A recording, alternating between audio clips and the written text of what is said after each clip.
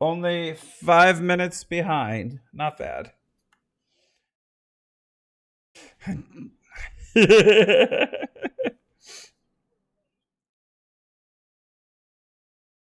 Oh.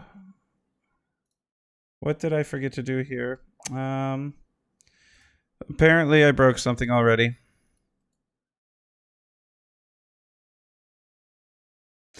Ah.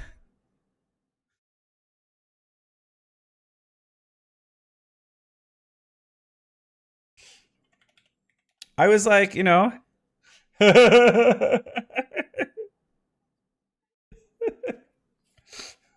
Ha ha.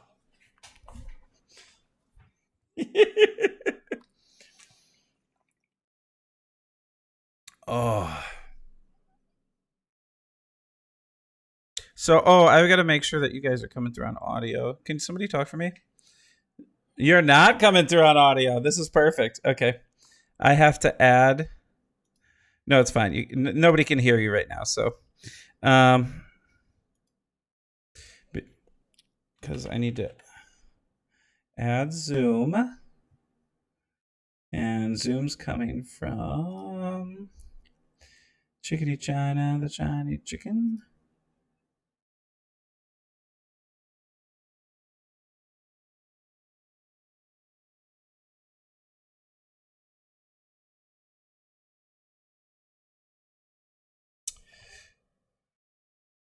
Check. Oh.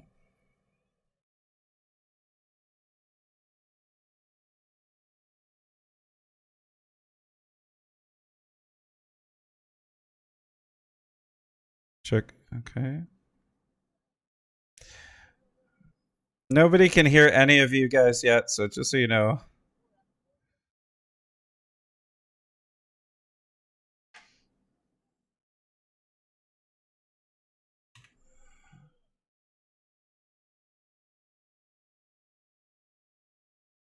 They cannot hear you guys yet. I'm still working on that. Yep.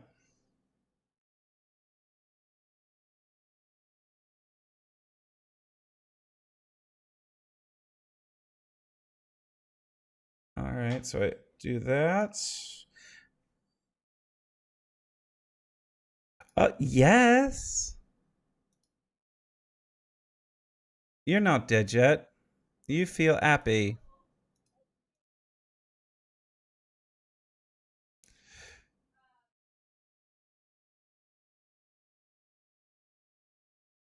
D.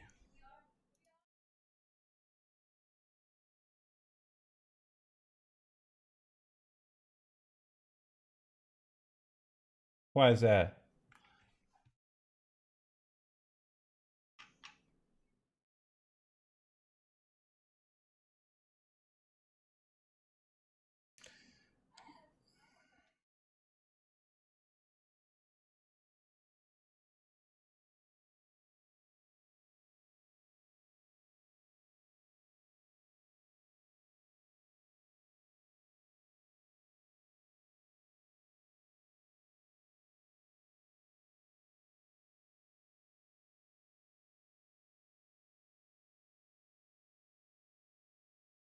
Why isn't this working? This is dumb.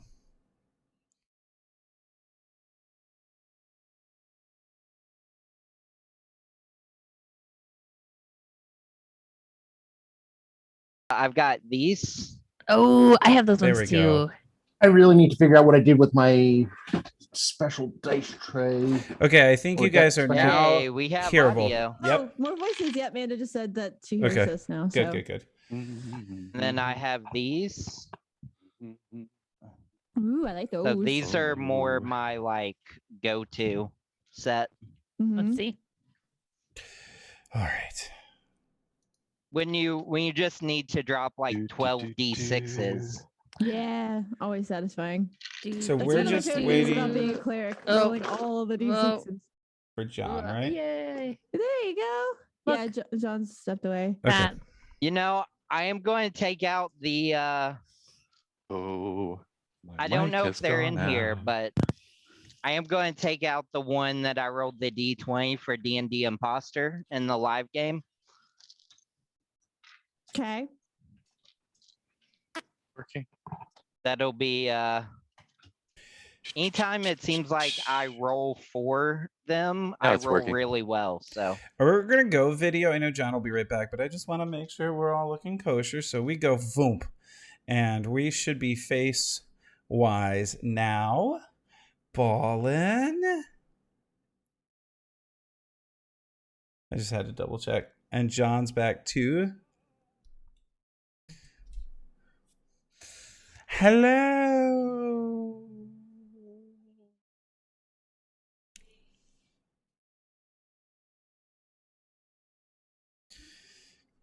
It's not just look at those lovely people. It's like, look at all the lovely people. There's 8 of us on here.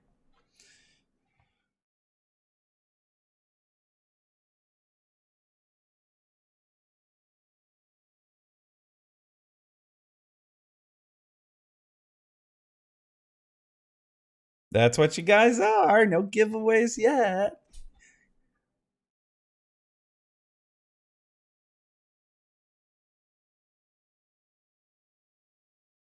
Oh, no. Okay. No, that's fine. Because we're already dead. This is a fun game. I mean, we can't die. We can just be torn asunder. No Torn. biggie. Cease to exist. I actually have the ability to collapse. And Yeah, there we Yes. go. I'm already torn asunder. I Reassemble yourself. I was super happy when I read the collapse ability. That's such a fun. All right. That's such a fun ability. I go to pieces. Please, please tell me you have a sound effect for that. Like, That's a great The question. full-on falling in a Minecraft pile skeleton sound. yeah. collapse. Oh, close. So, John, since this is your channel, if you want to do the intro of... Sure. So thank you, everyone. Blue Box here, and a special Sunday stream. We're still recovering from Blue Box Con, and thank you to all of you that were here. The outpouring of love, the community, everything we've seen on our Discord, like it was just incredible. And people are already planning road trips coming up very soon. All of our sponsors are pouring out gifts and love to us, and we are so thankful. Now today, because we have one of our members in London, let's go, Chandler. Nice. Congratulations. He's enjoying that trip. He's going to go to the Orc's Nest, which I recommended him, and I was there a couple of years ago myself, and he is going to have a great time. But today we are playing PF2E Yeah. with Terry. Indeed. And we, as I mentioned earlier, are preempted from TPK because we are already dead. And I am so thankful to Terry for running this one shot today. Thank you to all of my friends that are here with us, and it's going to be a great time. So, Terry, the show is yours. Of course. And good afternoon, and welcome to a one-shot developed specifically for this group, based on one of the most recent PF2E books called Book of the Dead that recently came out. And this is an adventure that I had actually been talking with Evelyn about doing something similar at some point in time, but it is just fantastic that I'm able to get to it this quickly. A little background information before we begin. It's the year 4722. The Gravelands, once formerly known as Lastwall, have been overrun by undead.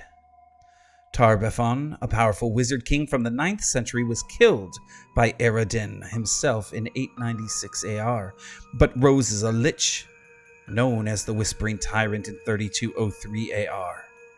He was defeated by the Shining Crusade in 3827 AR and imprisoned in Gallowspire. He freed himself in 4719 AR. Many of the last living remnants of the Gravelands have fled and continue to flee. With small outposts dotted across the Gravelands, the remaining Knights of Lastwall assist in evacuating all those they can. As part of the Knights of Lastwall, our group was on a mission to evacuate several families from a small village. Though powerful themselves, the number of undead was too great. They perished while doing what they could. We begin in a new day. Something awakening inside of our adventurers. And this is where we begin. It's gas, isn't it? Our adventurers begin to awake from as if it were a fog.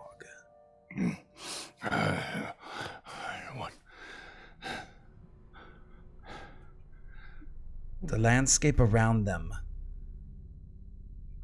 Bodies, weapons, broken trees.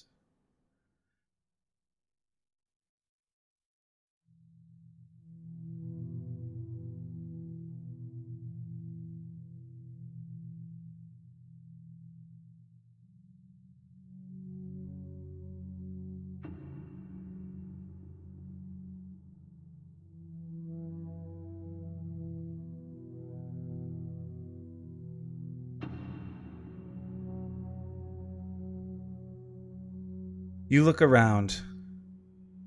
You are, it seems, guarding an area, as if you were placed there.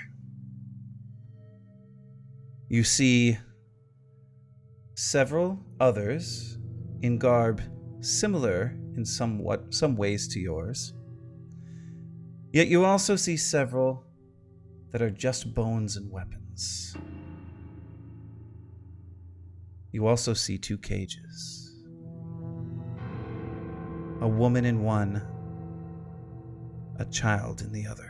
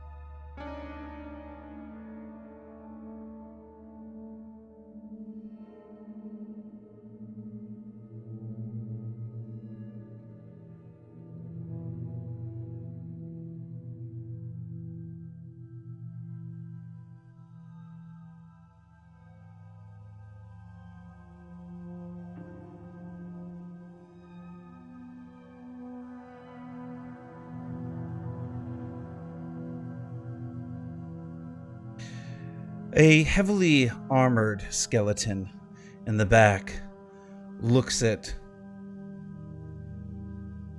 Rib Slicer. Why are you talking?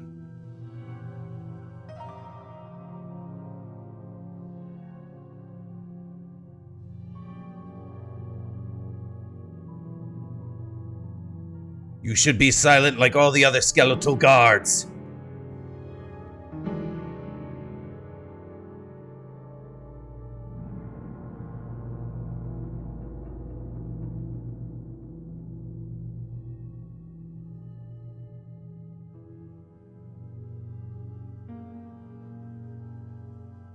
Wait a minute. Oh, buggery bee, timeout. Because I changed screens. This should be... Yeah, the guard says, please pause. There we go. He says, dang it, it's my fault. Sorry, guys.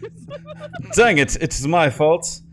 Okay, that should be the last switch that I have to add the sound in. Zoom is annoying. It wouldn't be a Sunday or Tuesday without a slight technical difficulty. Of course. So again, the heavily armored guard looks at Rib Slicer. Again, silence.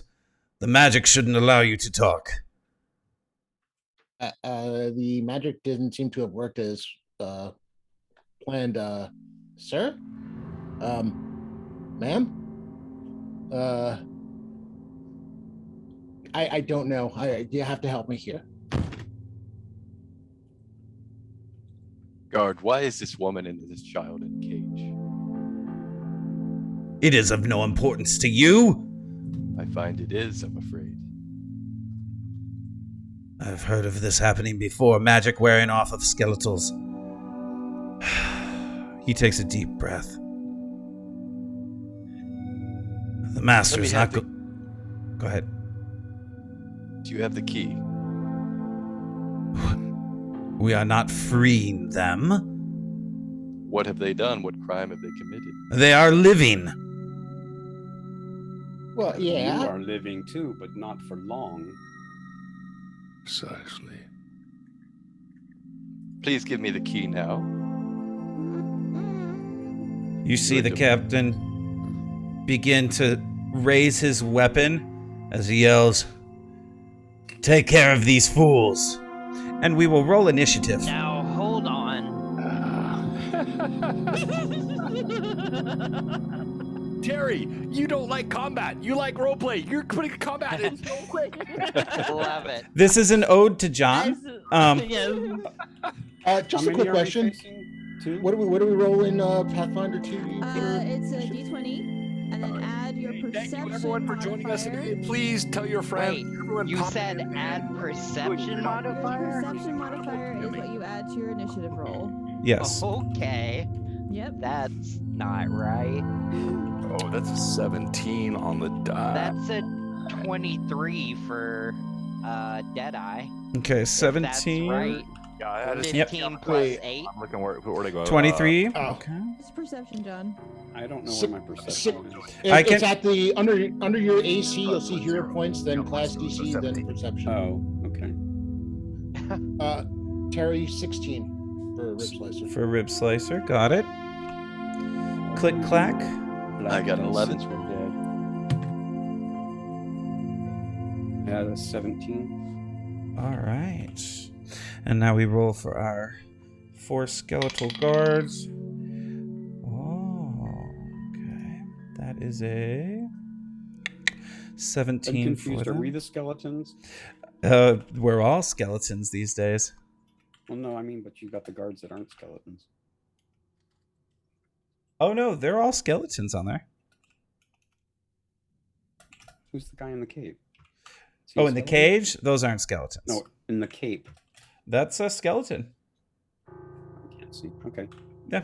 Here, I'll zoom in. You talking... The guy in the cape holding the staff. Or the whatever. Yeah, that thing. Yep. Oh, I guess he is. Okay. All right. Couldn't tell. We're all skeletons here. We're all friends.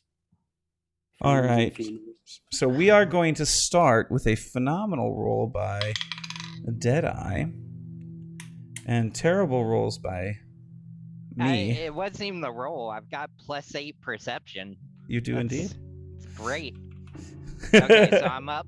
You are, yes, you are up. Okay, so first action when I roll initiative, I'm using Into the Fray, which allows me to, I know trouble can lurk around any corner, so it allows me to, as part of my first action, stride forward to the nearest enemy, the guy that I just said, now hold on a minute, as I use that Into the Fray to, as a free action, pull out my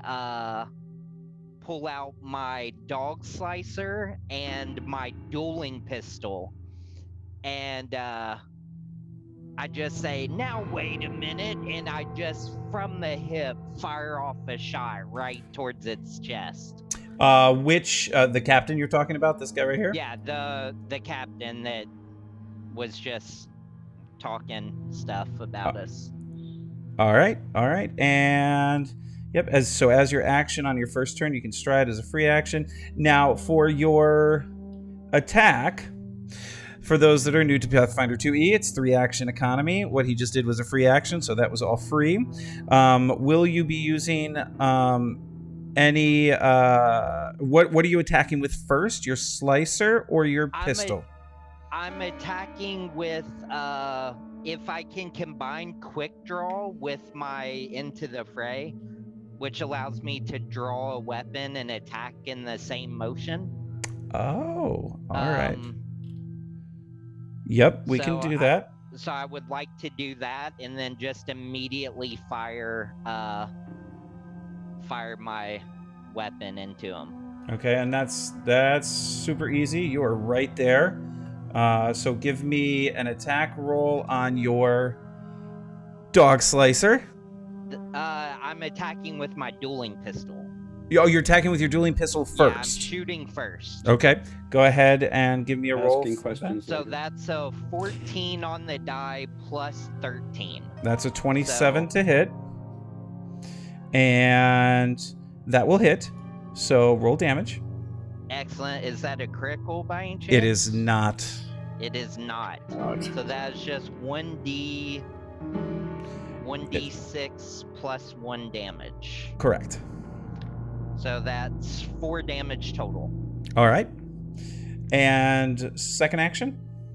Second action, I would now like to slice with my dog slicer as a second attack. And I Okay. would like to use it to do a reloading strike.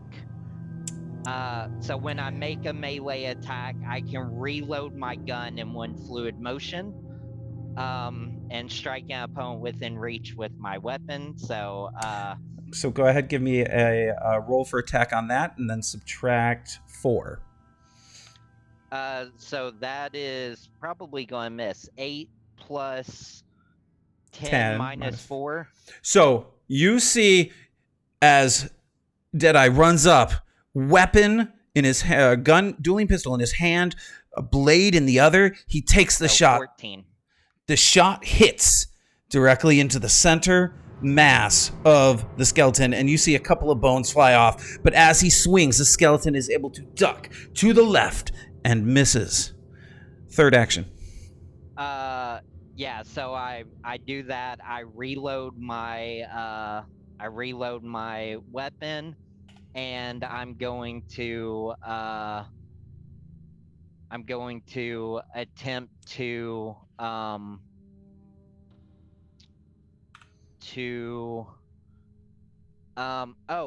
we make a successful fire. I'll read that later, but there was more there that I forgot. And then, yeah, is there like a dodge action? So ideally, you would want to actually move away from him. Would be because not everyone gets op attacks. correct. in Attack of Pathfinder. opportunity is something that is rarer among characters here.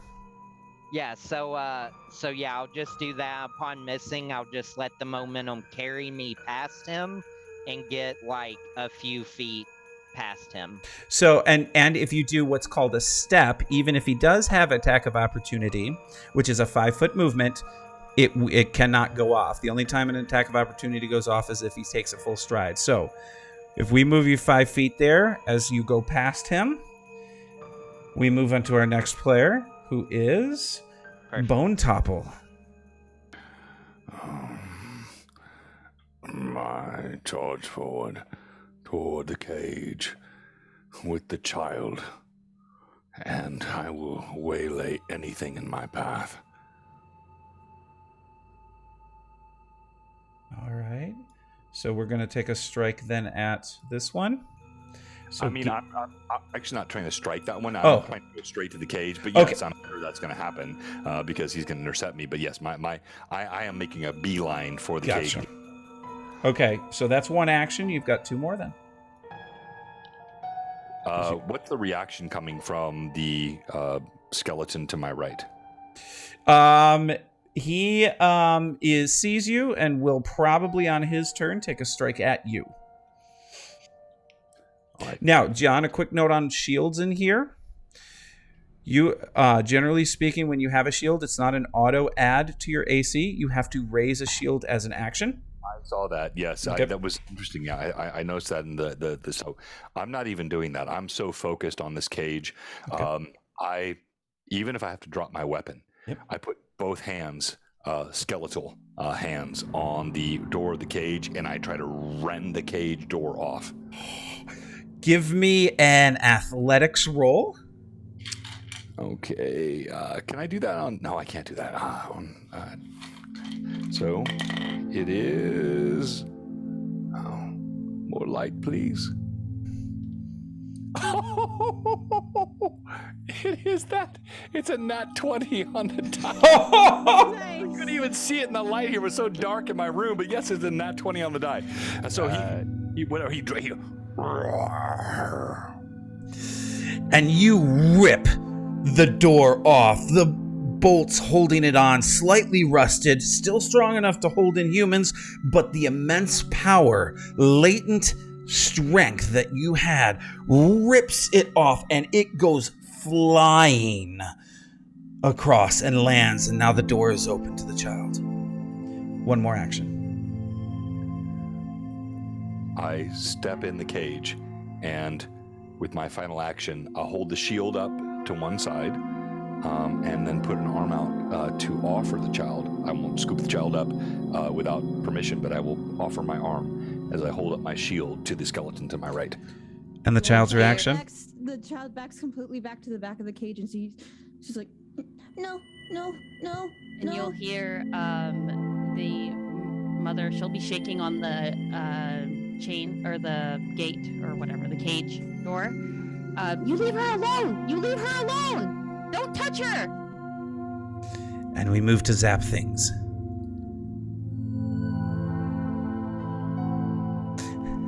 I guess that's me. Sorry. I'm not used to my name. Where exactly? I don't know which one I am. Good question. You are stationed right here. Oh, I'm wearing clothes. Okay, I thought we were like the bony skeletons. Okay. Out of character question. Would I recognize the other skeletons as friends or foes? You would. The guy that threatened us.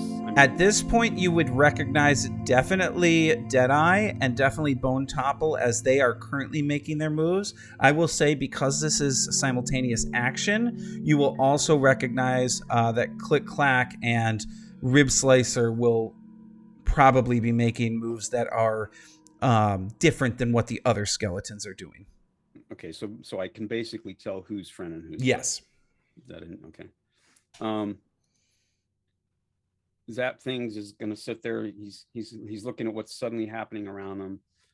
He knows that Bone Topple's not trying to hurt the girl, even though he's unaware he's terrifying the crap out of her because the giant skeleton thing ripped the door off her cage and is grabbing for her. Not grab, offered. Yeah, big skeleton hand coming toward a small child. Yeah. Same. I haven't had nightmares about this at all. No. Warm puppies in love. Okay. He sees that those two aren't a threat. The skeleton behind Bone Topple. Is that a bad guy or is that one of us? That's a bad guy. This one right here. Since he sees that Bone Topple's not really paying much attention to him, but I'm sure the skeleton's paying attention to Bone Topple, he's going to cast telekinetic projectile. And seeing that there's much debris around, yes, he's going to shoot the sharpest thing he can toward that skeleton behind Bone Topple. Nice. And try to stop him before he does anything. All right, this is a 2-action spell. Please roll for attack. You add 10. So what am I rolling for attack? A 20? D20. 20, yeah. Yep. And adding 10? You're adding 10. Good lord. That's a 22. That will hit. You're going to roll damage is 2d6 plus 4. For those of you who don't know, I have 30-year-old plus D&D dice that have been stewing in a bag, and I use these when I make the rolls in Monsters of the Week. Nice. They usually do normally well. That's 8 plus 4, so 12 points of damage. So you see a couple of stones, sharp, jagged, rise from the ground and dart with exceptional speed, going through the rib cage and femur of the skeleton.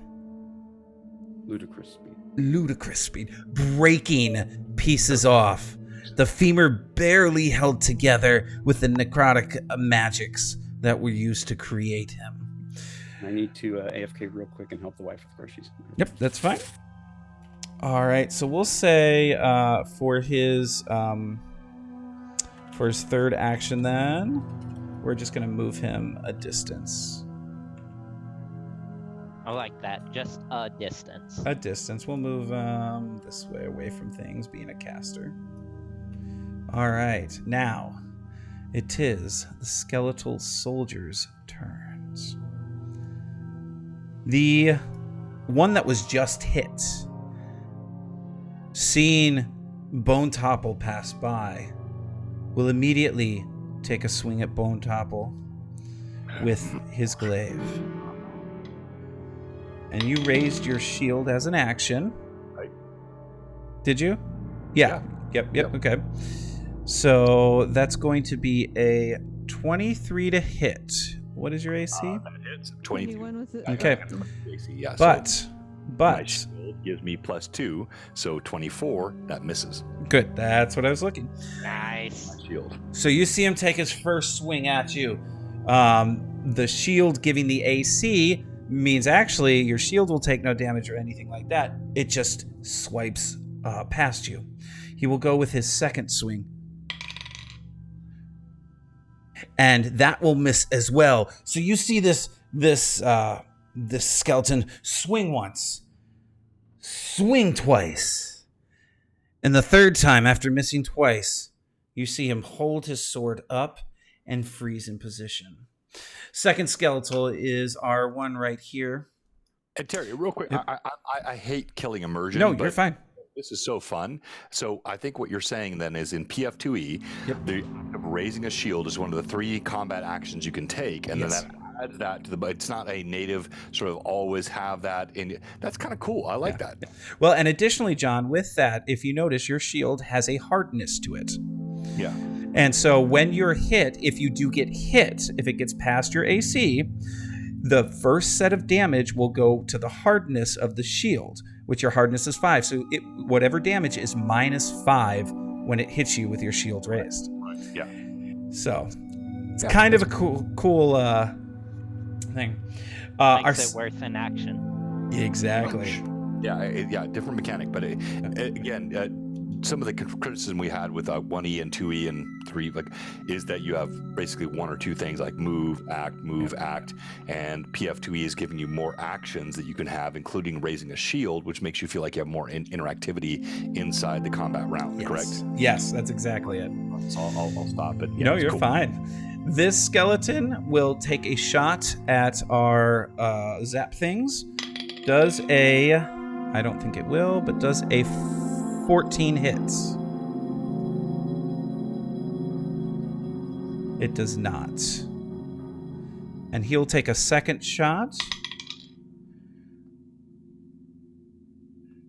with his multiple attack penalty. So, and a 20. Does a 20 hit? It does. So, you see, he pulls his shot, releases, first one off, clatters effortlessly to this ground, but the second one does hit. And you will take 1d8 piercing. You'll take 1 point of damage because I don't know how to roll a die. You're And doing then great. Who took that, Terry? that was Zap Things. It's yep, Pat's And then, character. you can't have damage, but in PF2E, I'm sorry, I don't want to keep interrupting the flow. This is but great. reminded me, I love this. So in PF2E, do you have the same? If it's skeletal creature, then pointed or bladed weapons half damage, and blunt weapons do full, or is It's that not half full. They have resistance to piercing and slashing, and Okay. most resistances are 5 points. So there is some resistance that does I occur. see. Okay, that's cool. I like that. All right. Yeah. Thanks.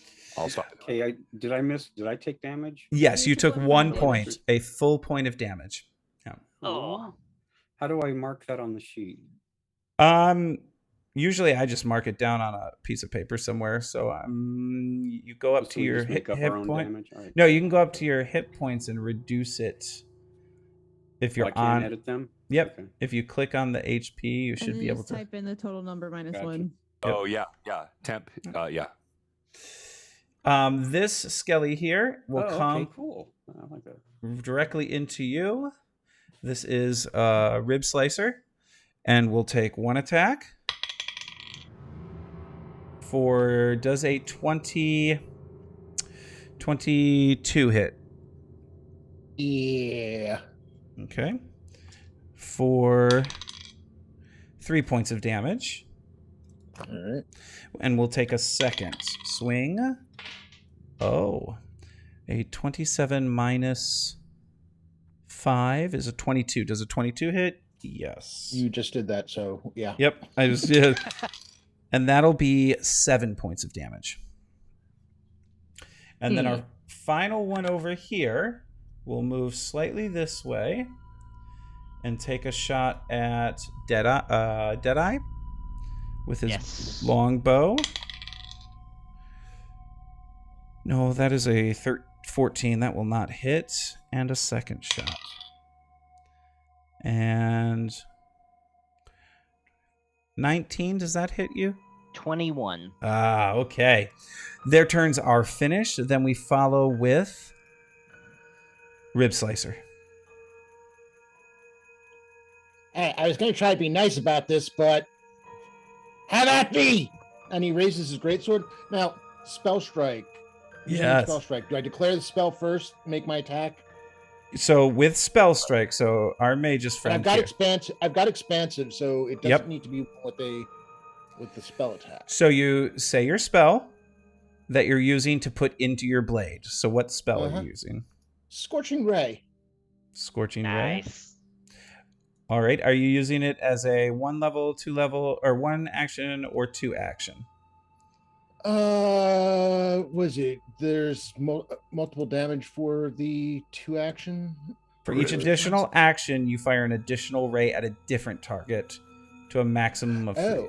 But you can only do 1 or 2 for spell strike. So, right. Okay. A quick question. So, if I'm doing it as a spell strike, does it just like suddenly if I hit the 1, the ray also goes to another one, or how does that work?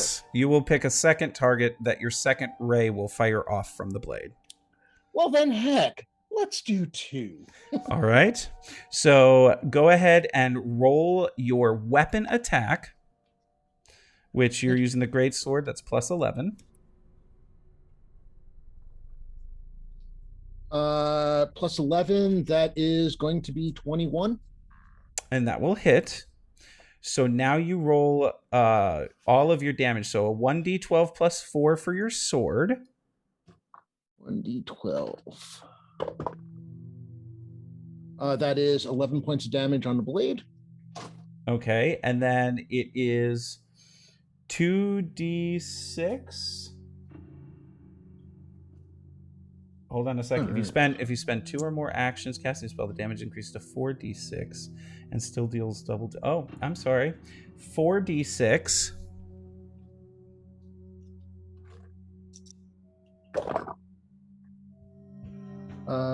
That is 15. All right. So you're hitting this one. What is the other one you're hitting? Okay, hold on a second. Now, I'm sorry, I was looking at my character. This is you. You're fine. This is you. This is the one that you're swinging at. That's the one I'm swinging at? Mm-hmm. And the one behind me, is that also... Or do I need to be able to see the other target, like in my line of sight? No, it would. Well, you were originally facing that direction, so he would have been in your line of sight initially. Oh, well, I mean, if he's going to be right there, let's hit him too. All right. I need you to describe this one. Okay, so as you really, there'd be a look of annoyance on his face if he had a face. His jaw kind of goes open, there's a howl from somewhere as he swings. His blade starts glowing bright orange as it comes down, and then as he hits the beam, the orange goes through the skeleton in front of him and suddenly shoots off to the right. Nice. So you have managed to kill one. Nice. And the other one, after that hit from you, looks severely damaged. And we move on to Click Clack. All right. Click Clack. Do we still have the leader, the skeleton that we perceived as the leader? Yes, he is. Right. Do I have a clear field of view towards him? Yes. Okay. I would like to use Divine Lance and try to attack him with that. Can an undead use divine anything? They Yes. can. Isn't that kind of like a, what do they call that? As long as it's not positive, it's not going to hurt them. Correct. 'Cause But divine magic is- implies that it's positive but energy. No, divine divine- can be holy or unholy. It just depends on the deity. It's by a 'Cause god. Divine is Okay. divine I was magic. just- is deity. I was curious. It didn't make Yeah. sense. If we were undead, we could use like divine things. Just not positive things. All right. We only take Let's negativity see. here. And that's a heightened 11, a total 21. That will hit. Nice. Damage. Oh, let's see what happened. Thought I clicked it. Let me try again. There it goes. 6. All right. All right. And so you see that as you fire at him with your divine lance, you do some damage, and it affects him. Hey, I want to poop fire. And then I did. You. It's when you went away for a second. Yours did actually. Aw. And then the skeletal Oh. champion will take his turn to finish the round. He will, with his longsword, take an attack on Deadeye.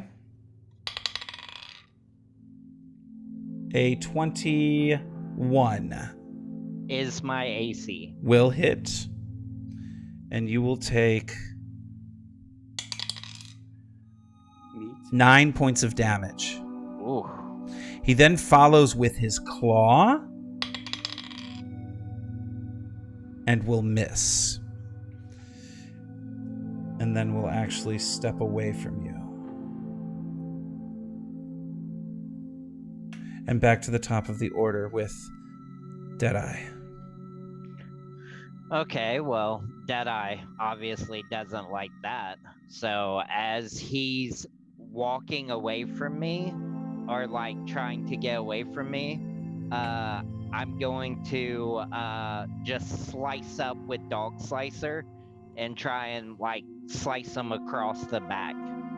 All right, so you're going to move towards him and slice him across the back? Yeah, I'm like moving with him. Okay, good. Go ahead, give me an attack roll. That is a 15 plus 10. Nope, plus 10. That's a 25. So It will 25. hit. Yep.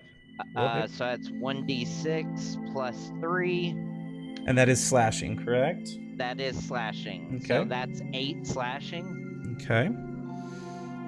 And then I don't know if it was considered me hitting it in the back. Or he wouldn't have been flat-footed, right? No, not in this situation. Gotcha. But because I did hit him with the melee attack, Mm-hmm. what I forgot to use last round is, or what I couldn't remember, is sword and pistol. Mm-hmm. So He is then flat-footed against For your next my- melee attack. for my next ranged attack, Or, I mean, because range. I hit him with my melee. So I sliced him with my melee, and then since I reloaded my dueling pistol previously, I'm just going to put it at the back of his head and try and fire away. All right, go ahead. And he's flat-footed. I don't know what that means, but I'm sure you'll tell me. No dex. That's a natural 19 for That's going to hit. Even without the flat foot. Plus 13. Yeah, it's plus 13. It's not enough to crit, though. No, because it's -5, so it's actually Gotcha. 15 plus 13, which is 28. So that does not crit. Gotcha. Cool. And that's just 1d6. Yep. Oh, sad day. That's 2 plus 1, so 3. 3 points. All right, so he takes these 2 hits, and he's wobbling. He is wobbling. That's your 3 actions. Nope, that's 3. Because you had to move too. You moved.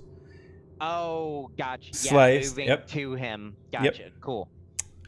All right, Cool. Bone Topple. Seeing the child rebuff my offer of a skeletal hand. Understandable. He slips out of the cage and turns toward the other cage. Is there? By the way, I love this tail spire view you have up here. I'm going to make sure I'm seeing this correctly. So, is there a skeleton in front of me, between me and the cage with the mother? Yes. And can I avoid, or do I need to engage to get to that second cage? You can attempt moving past him. Okay, how would I do that? Run past him. All right. Is that what you wish to do? Swapping. Actually, no. My shield would be my left hand anyway. So my shield in my left hand. I'm going to try to run past him. If he takes an attack, I'll try to sort of batten it away, and I'm going to run toward the cage with the mother, who is freaking out because I broke open the cage with her child. So the way that works so far is you're going to raise action your shield. Totally makes sense. You're going to make your movement. And on your movement, you will be attacked, because at the end of the skeleton's previous turn, he set his defense ready for a movement and takes an attack of opportunity. Okay. And that would be a 19, and that misses. Right. So as you run, shield up, the skeleton, having been shot in the femur, tries valiantly to turn and take a swipe at you, and misses completely. Worthless. You're welcome. So you have one more action. All right, so I get to the cage. Same thing I did with the last one. Both hands on it. Try to rip the door open on the cage and free the mother. Give me that athletics check. All right. I don't think another nat 20 is coming, but let's just... You made it here so epically, only to not. It's a 17 on the die. You can see that there, hopefully. Yeah. A 17 on the die, and then athletics. Oh, gosh, plus 12. That's a 29. And again, and everybody sees this. I'm an athletic skeleton. That's cool. He rips the door off. Rips it off. You hear as it goes flying. Boom, boom, boom, boom, lands into some of the swampland area there. Let's hear those screams of terror, Vivi. So what is the reaction, Vivi? She will not scream in terror. However, she will stand, and you see her raise her fist up, almost as is into defense. But she's like, if you're paying attention, she is like shaken, like she's scared, but she's gonna stand up. Zap things. Oh, yeah, sorry. I'm assuming there's a skeleton right in front of me. There is indeed. Okay, is that the one that damaged me before? It is indeed. And are there any other skeletons within 15 feet of a cone near me? Not just in the me and same you? direction. It's just you and him. Okay. So who are those other two? So this is your friend. This is an enemy. This is actually the captain. Yeah, it's tough when you're skeletons to know. Yep. Just so long as I know there's lots of clothes on. Yeah, any so of them long with as I know lots of none clothes. None of my friends are within range if I face the Correct. skeleton. Yeah, you will not hit them. A quick note though, before we move forward, I do want to thank Evelyn for creating all of these Hero Forge minis for the players. Wow. These are all Hero Forge created by Evelyn. So, Thank you. Thank you. All I'll right. let- Yes, you can hit this one without affecting anyone else. I see this guy. He's skeleton. I'm assuming he's coming up, getting in my face, right? Mm-hmm. And I'm gonna look at him, and I'm gonna cast Haunting Him, Oh, okay. and I'm just gonna scream right in his face. I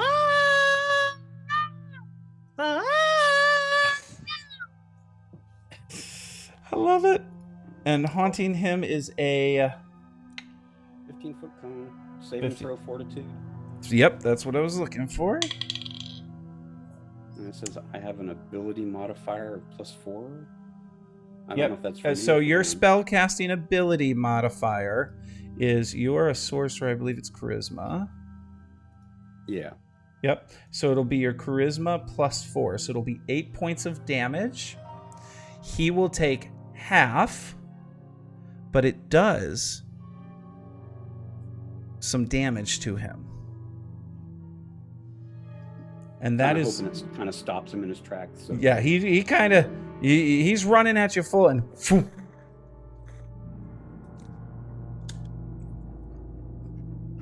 All right, that is a 2, so you have one more action. I do. Yes, you do. How close is he to me at this He's point? Is he still within dagger next to range? you. Yeah, he's within dagger range. No sense trying to throw a sling because I would probably take an action to load it and spin it and all that. I'll go ahead and try to headshot him with a dagger. All right, go ahead, give me an attack roll. Here we go. That is hang on. I need old man eyes because all these look the same from distance. I know that feel. Oh, that's better. I thought 18 Plus 9. That's a 27 minus 5 because it's second attack, so that's a 22. Oh no, it stays at 27 because your first one was a save roll, and that is a crit. So go ahead and roll for damage. And I gotta clean my eyes off. Wait, Terry, with the save roll, what was that? What's So there's multiple attack penalties. So anything with an attack roll is reduced each time you attack. 5, yeah, But right. with a save roll, that does not go into the multiple attack penalty. And so because people are just saving against it. So okay. he is still at full attack roll. So that's why he got to do a full attack there. I like that. Okay, what So- am I rolling? A 1d4.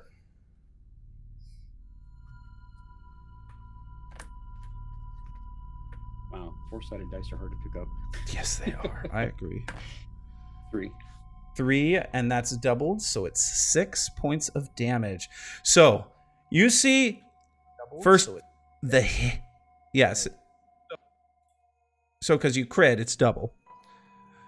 So you hear the scream, and then the dagger gets pulled, slices, doesn't do as much damage as one would think, but it does do damage. And then we move to what's left of our skeletons. The first one, after you having hit it, is ready to fight back and immediately takes an attack on you. Oh, how rude. Does a 28 crit. It does Doesn't not. like my singing, you could just say You have 19, so it'll just be... That is not the right die. You'll take 5 points of slashing damage. And then he will attack with his claw. He will miss. And one more attack with his glaive, which he will miss. One of the things to know about skeletons, they're not very bright. Oh, there's also a lot less of us to hit. And we have skeletons. The second skeleton moves towards The non-self-aware skeletons. Rib Slicer. And that will miss. It's only a 14, but it'll take a second swing. And what's your AC, Robert? What'd you hit? A 24 minus 5, so a 19. I will miss. All right. And he will then attack with his claw and will miss because that's what they do. The third one will run up to Click Clack. Swing. We'll miss. We'll swing again. We'll miss, and we'll do his final... Oh, no, he moved on his first. So, 2 misses and a movement, and we go to Rib Slicer. Well, so deciding that he's had quite enough of this, I'm going to use Arcane Cascade to keep the fun going. The fire that had been, powering his blade is also suddenly centered in his chest cavity as well, and going to bring my sword crashing down on the one in front of me. All right, go ahead and make your attack roll.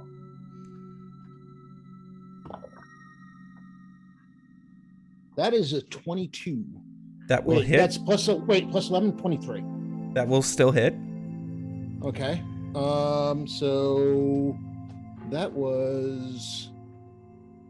It's 1 point of extra damage for the strike. So 1d12 plus 5 then.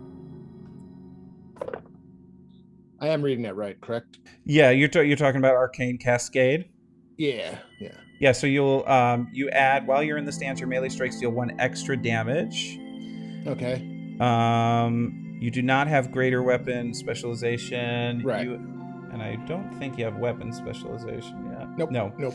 So yeah, that's an additional 1. Okay, so that's gonna be 9. That's slashing.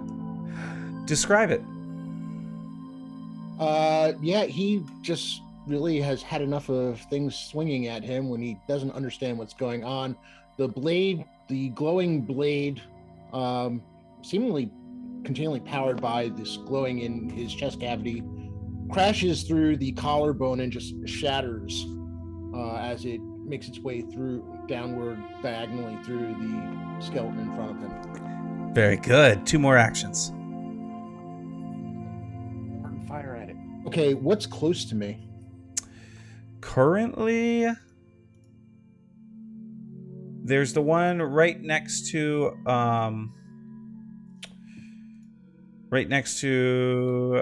Click Clack over here. Okay, can I get to him and still swing? You can get to him and take a swing. Yes. Okay.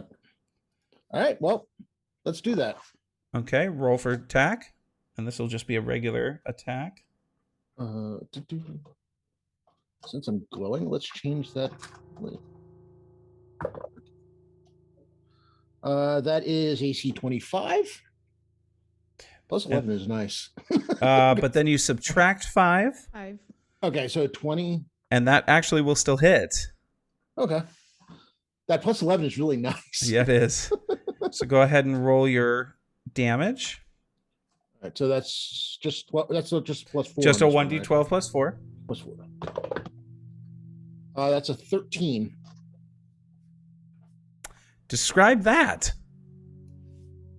This one's a little different. He, as he comes across, he decides to go the easy way and just slice right across through the rib cage and just bring 2 pieces going either way. All right. And he looks up and his jaw kind of like opens just a little. Click Clack. Ah, well. So that one's destroyed. What do we have still standing? Just the We one? have the captain here. Oh. And we have the other soldier here. Yes, I would like to move to where I can get another shot off of the divine lance at the captain. I believe in cutting off command and control. All right. You are clear to do that there.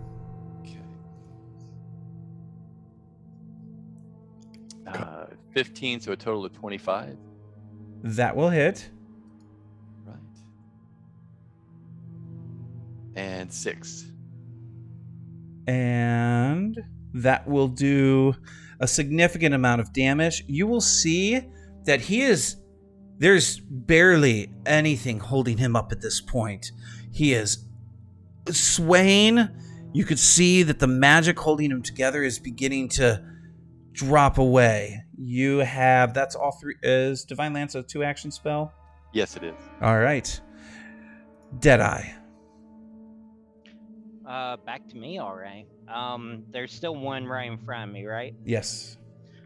So I am going to proceed to move like away from him, Okay. and I'm going to use that opportunity to use my reload that I can do as I'm moving. Moving so, reload. Running reload. You can reload your weapon on the move. So I'll do that, and then I'll just turn and fire off a shot towards him. And if I could I start moving back towards the captain? After the shot? So you're running no, away? Like, as I'm walking away, like, my reloading shot, I want to move, like, in the general direction of the captain. Well, you're already right next to him still. Oh, gotcha. Yeah. I thought... Oh, I see. Gotcha. Yeah. Perfect. So, yeah, I'll reload as I'm moving away from the... Oh, I thought it was next to a regular skeleton. Nope, that's the captain you've been fighting. Oh, cool. I've been fighting the captain the whole time? Yep.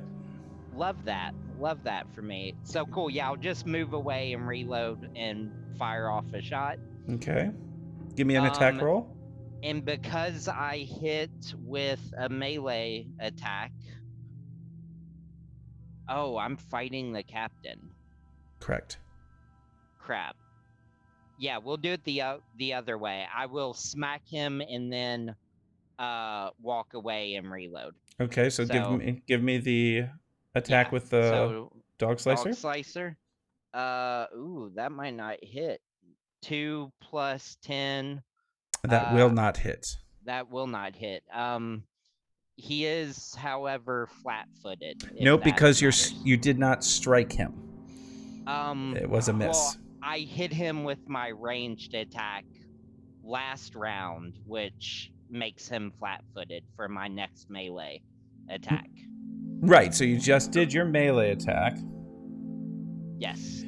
But for now, so he was flat-footed for that attack. You missed, and Gotcha. then when you make now there's no advantage right now because you did not make a successful strike there. Yes, so now I'm just going to walk away and reload and then fire a second shot with my pistol. Give me that roll. That's a natural 20 plus 8. Oh, it's a crit. Right. Yeah, it's a crit. Go ahead, roll for damage. Okay, this is weird though. It's 2d10 plus 1, correct? No, for your dueling pistol? Because I have fatal D10. Correct. It's not. Yeah, it is. It's 2d. So it's a D10 plus 1. That'll get doubled. Then a second D10. Gotcha. So roll 1d10 plus 1. Cool. Let me find. You know what? I'm just going to use that. 8 on the first one plus 1, so that's then 18. 1, so 9 doubled. Oh, the circumstance damage gets doubled too? So yeah, yes. Nice. And PF2E circumstance damage does as well. And now roll an additional 1d10. 3 on the second one. So 21 points of damage. Describe it. So I swing with Dog Slicer, and he ducks out of the way, and as I'm walking away, I just kind of do a Western flip reload, drop the next one in, turn 5 paces, and like quick draw Western style with the dueling pistol. But I'm a shorty. I'm a short guy, so it's kind of in an upward direction, where it just hits right at the base of his chin and just blows the top of his skull out. Brilliant. Bone Topple. Well, I'm standing before the cage, right? And yes, you are. With the door ripped off. Yes, and the mother. Then I simply seeing how cautious the child was, and realizing now I am not as I was before. I had a chiseled chin and a deft smile, and now I am just a pile of. So it's a death smile. Now it's a dead smile. I pull the door off. I simply motion toward the mother, toward the opposite cage, and hold my long sword up to defend her. Okay, yeah. Point your sword at her. That'll help. No, she will understand. You knave. She sees that thing in my motion. Find your daughter. I will protect you. She will quickly scan. She'll look at you and quickly scan. Does it look like she has a clear route to her daughter? Yes or no? Yes. Both skeletons that would have been in the path are now slain, so you do have a clear path. As long as you don't pull a Liam and throw yourself on his sword, you'll be fine. So very hesitantly, she will kind of like just like walk along the edge of the cage, like as far away from him as possible, right against the cage. And then the second she kind of breaks through towards the door, she'll just book it and run. She won't say anything to him. She's just running. What is that? Oh, look at your sword. Okay, now never mind. If he's wielding that sword, I ain't running anywhere. I'm gonna stand right where I am. Well, just kidding. The ceiling. All right. Don't worry, I'm pretty. And sure are you going to? Are you? Things not you. Are you going to follow her, John? Yes. So, not just follow. So I'm trying to look. So where? So if you can help me, Terry, with the highlight, L. Yep. L. This is the only one that is currently alive. If you hit L, yeah. Okay. Yep, so it's which one am I? You are this one. All right, this one. Okay, and then the mother is. I've moved her, so she is now to the cage. Yeah, so I'm going to follow and sort of stay between her and any of the remaining enemies. Okay. So then I will actually pull you up to. Yeah, don't come help me. I got this. I'm just a sorcerer. No, I'm not helping you. You're fine. No. All right. And so then we move to our friendly sorcerer, which is Zap Things. Zap looks at the thing in front of him and just, if he had eyes, he would just give him this bored look and go like, you know what? You just need to chill out. And he's going to cast Chill Touch. Nice. All right. Nice. That. And for an undead creature, the target is flat-footed for 1 round on a failed fortitude save. On a critical failure, the target is also fleeing for 1 round, unless it succeeds at a will save. What is the save for Saving you? throw is fortitude. Yeah. It says siphoning negative energy into yourself. Your hand radiates a pale darkness. Your touch weakens the living and disorients the undead. And he critically failed. Okay. So give me. I basically reach up to him, put my hand on his head, and say, "You just need to chill out and go." And my hand starts to glow and burn into his skeletal forehead. A couple of icy words. So he is flat-footed for 1 round with his -2 to his AC. Tequila. And he will be fleeing on his turn. So you have 1 more action. While he's fleeing, I'm going to use my sling. All right. Go ahead and give me an attack roll. Okay, question, is a sling a multi-action thing? I can tell you. Hold on. Yeah, because if it's not the sling, then I'm just going to throw my dagger at him. I would say that it would have... It is, but I would have say that you would have had 1 already set in it, ready to use. So to reload, if you wanted to add another into it, you would have to take an action. What do you mean add another into it? So with the sling, it's throwing projectiles. So it's on you with a projectile prepared, ready to go. After you use it, the next time you want to use the sling, you'll need to reload it. Oh, okay. Yeah, so give me an attack roll.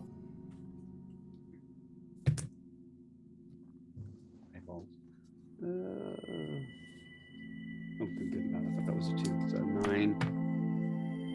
plus 9, 18. That will hit. Roll for damage. 1d6. Wait, there was something else. This thing. I say there was something else with the. And that's 2 whole points of damage. Describe it. Well done, lad. Yeah. Put my hand on his head. My hand glows. I tell him, "You just need to go." And the thing sits there and shivers and tremors for a second, and then spins around and starts fleeing away from me. And I whip my sling out, fling, and just nonchalantly, just kind of like in the back of his head, but it's enough to make him trip. He lands on a rock and explodes. Bravo, Pat. And we are out of initiative. Skeletons slain. A woman and a young girl. And I look at Bone Topple and say, "And it was done without scaring anybody." Yeah, tall, dark, and gravelly. Perhaps one of us should do the talking. Fine, you talk. Okay. Hello, miss, ma'am. He pushes him aside. You're stumbling over. We are here to aid you, even in our undead state. Perhaps we can find recompense. And do we know we're undead? Yeah, we're skeletons. I mean, we don't know anything. We just woke up and started fighting. We looked out. We see. Hopefully, you can tell by the skeletal hands. Terry, I don't want to. Yeah, you tell us. Do we? Oh know no. Yeah. You can see the Definitely skeleton a hands. Through my metacarpals. Yes. I mean, does he have medical training? Does he know? Does he know we're dead? Are telling me I'm undead. So. Somebody find a puddle, quick! I need to see the reflection. Yeah. Why were you held in these cages, lass? He looks at the mother. As a warning. What? She's looking at you very puzzled and like she's trying to figure you out. Forgive me. This is not my normal state. We have suffered an untimely death, but we are somehow still alive in some sense. We are good. Despite what you see here, we are not evil. Why were you held in these cages? It makes no sense. As a caution for other people. We were on our way to Velamus. Velamus, correct. Yep. Before we got captured. We're here as a warning to ward off people. As she kind of puts her hand out, her daughter behind her, kind of almost trying to tuck her behind as she kind of almost like fights to come out, but she's like, nope, like stay back there. Bone Topple steps back, to show no threat, and looks at the rest of his party. Glick-clack, you are the one who speaks with the gods. Does this make any sense to you at all? Not yet, I'm afraid. My child, are either of you injured or ill? DM, are we injured? No, you were kept actually fairly well, other than possibly needing some food and some water. You are okay. You really were a warning, hoping that as people would come by, your living in cages would scare them. You are hungry. I reach down into my pouch and grab a bag and open it and reach in and hand out a handful of mealworms. And I look at it and go like, oh, well, that's not what I thought that was. Never mind. I wouldn't assume a skeleton to eat the same food as us. I don't recall being a skeleton before this. I apologize. How do we know each other's names? It's under our pictures. We were a party before, right? You Terry, were you were a party before, but the names that you have were Yeah, I was given gonna say, to I you don't think I by. would have been named Zip. No. Zip. So we have to. I'm thinking Rip Slicer is not my No, name. we have to understand. Necromancers keep skeletons like pets, so they name their skeletons like pets. If everybody looks under the bottom of their left foot, your name should be Written in marker. Now- Black Sharpie. Each Is of you- Topple- Each of you would know your name because Who is it- Andy? it is in kind of your somewhere like a poke in your mind. It's what you've been Nice. called by the necromancer over and over again, but you would not necessarily know the names of the others. Do we have any sense of time, like how long we've been in this state? Great question. About an hour. Yeah, roughly, give or take. About an hour. So you would know, looking at the battlefield, and the bodies on it, that the fight happened within the past month or two. There are both bodies that are well decayed, and then there are bodies that still seem to have some meat on them. So, without even thinking about it, Rip Slicer is going to take his greatsword and put it in his spell sheath, and the blade is just going to kind of disappear into nothingness. Nice.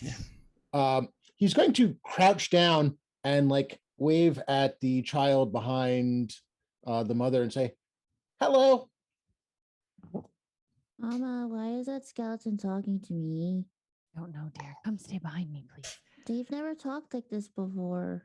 I don't know either, but this one here, as she points to Bone Topple, apparently says he is of some sort of mind. He knows who he is. Rib Slicer looks up. I'm Rib. Just call me Rib. Watch out for that one. He is a good friend, but dabbles in magics. May I ask your name, mother and daughter? What? My name is Beatrice. And this is my daughter, Lily. And when you say that, that's when it catches your eye. About 20 feet away from you, Beatrice, you see the body. The body that was hidden behind a rock that you could not see from your cages. The body of your husband. Lily? Come this way. We must leave now. Come on. Oh, what's going? No, there's no time. We must go. But what about Papa? We must find him. I think he went first. We got separated, but we'll find him. Let's go. But Come, he dear, said come. he would stay here. And is there such a thing as insight that we can tell if she's lying or not? It is perception. So you It would, is perception. And is this necessary to roll, or would we not evolve? No, you would know this, Yeah, that it's she is. like really obvious, like what happened. Like Yes. Yeah. saw the mother's Her- eyes turn. Yeah. Yeah. Yeah. But Very- like, do we see what she was looking at? Oh, yes. Like, or who she was looking at? I mean, there are bodies littered across this field. And the body that she sees is hidden behind a stone. And when she looks towards it, you can see the direction she's looking. Yeah. We So, yeah. Sorry. Go ahead. so Rib Slicer looks and says, "Lily, listen to your mother." Always wise to listen to your mother. Is there any Very. hint of recognition, like, for any of us? Like, any memories jogging? Not yet. I'm trying Gotcha. to ask, would it be any benefit for me to cast my Schooled in Secrets to find out if I can discern any kind of history of us as a group? Oh. I like it, Pat. I mean, Well, I mean, I don't know, because it says it's, you notice the signs and symbols, so I don't know if we're marked anyhow or anything like that for about secret societies to declare their affiliation to fellow members. all So right. I can use occultism in place of diplomacy to gather information about such groups. If you belong to a secret cult, lodge, sect, or similar organization, you automatically recognize members of your group unless they are specifically attempting to conceal their presence from you. So I don't know if that would work in this situation. Were we just a bunch of hired mercenaries, or were we a band? Give me a roll. The bottom of our foot just says belongs to WT. To Andy, yeah. Just says Andy on the bottom of mine. I don't know who Andy is. I don't know what I roll. It just says occultism in place of diplomacy. And while that roll is happening, D20 plus your occultism. Actually, with you looking at it, +6 for occultism. Okay. actually with you, I'd go with your diplomacy. You're at +10 there. Okay. So D20 plus 10. 24. While the discussion is taking place between mother and child, and while Rib Slicer and Bone Topple try to help the mother, you notice Zap things. You notice a symbol roughly scraped on Bone Topple's armor. And it says, not only, Property of Andy. it doesn't say as in words, but shows that he is a member of the Knights of Lastwall. You look at the others and you see each of them somewhere on their clothing has a bit on it. And then you go back to Bone Topple and you notice not only is there a symbol for the Knights of Lastwall, but there is a symbol for the Church of Iomade. At the same time, Lily sees the body. No! And she runs off towards the body. Papa, no! Rib Slicer is going to attempt to intercept Lily and just grab her. You said you would be fine. Oh, child, please. Actually, well, first of all, am I able to get her before she gets away from me? You do get an arm on her. Okay. And stop her before she gets to the body.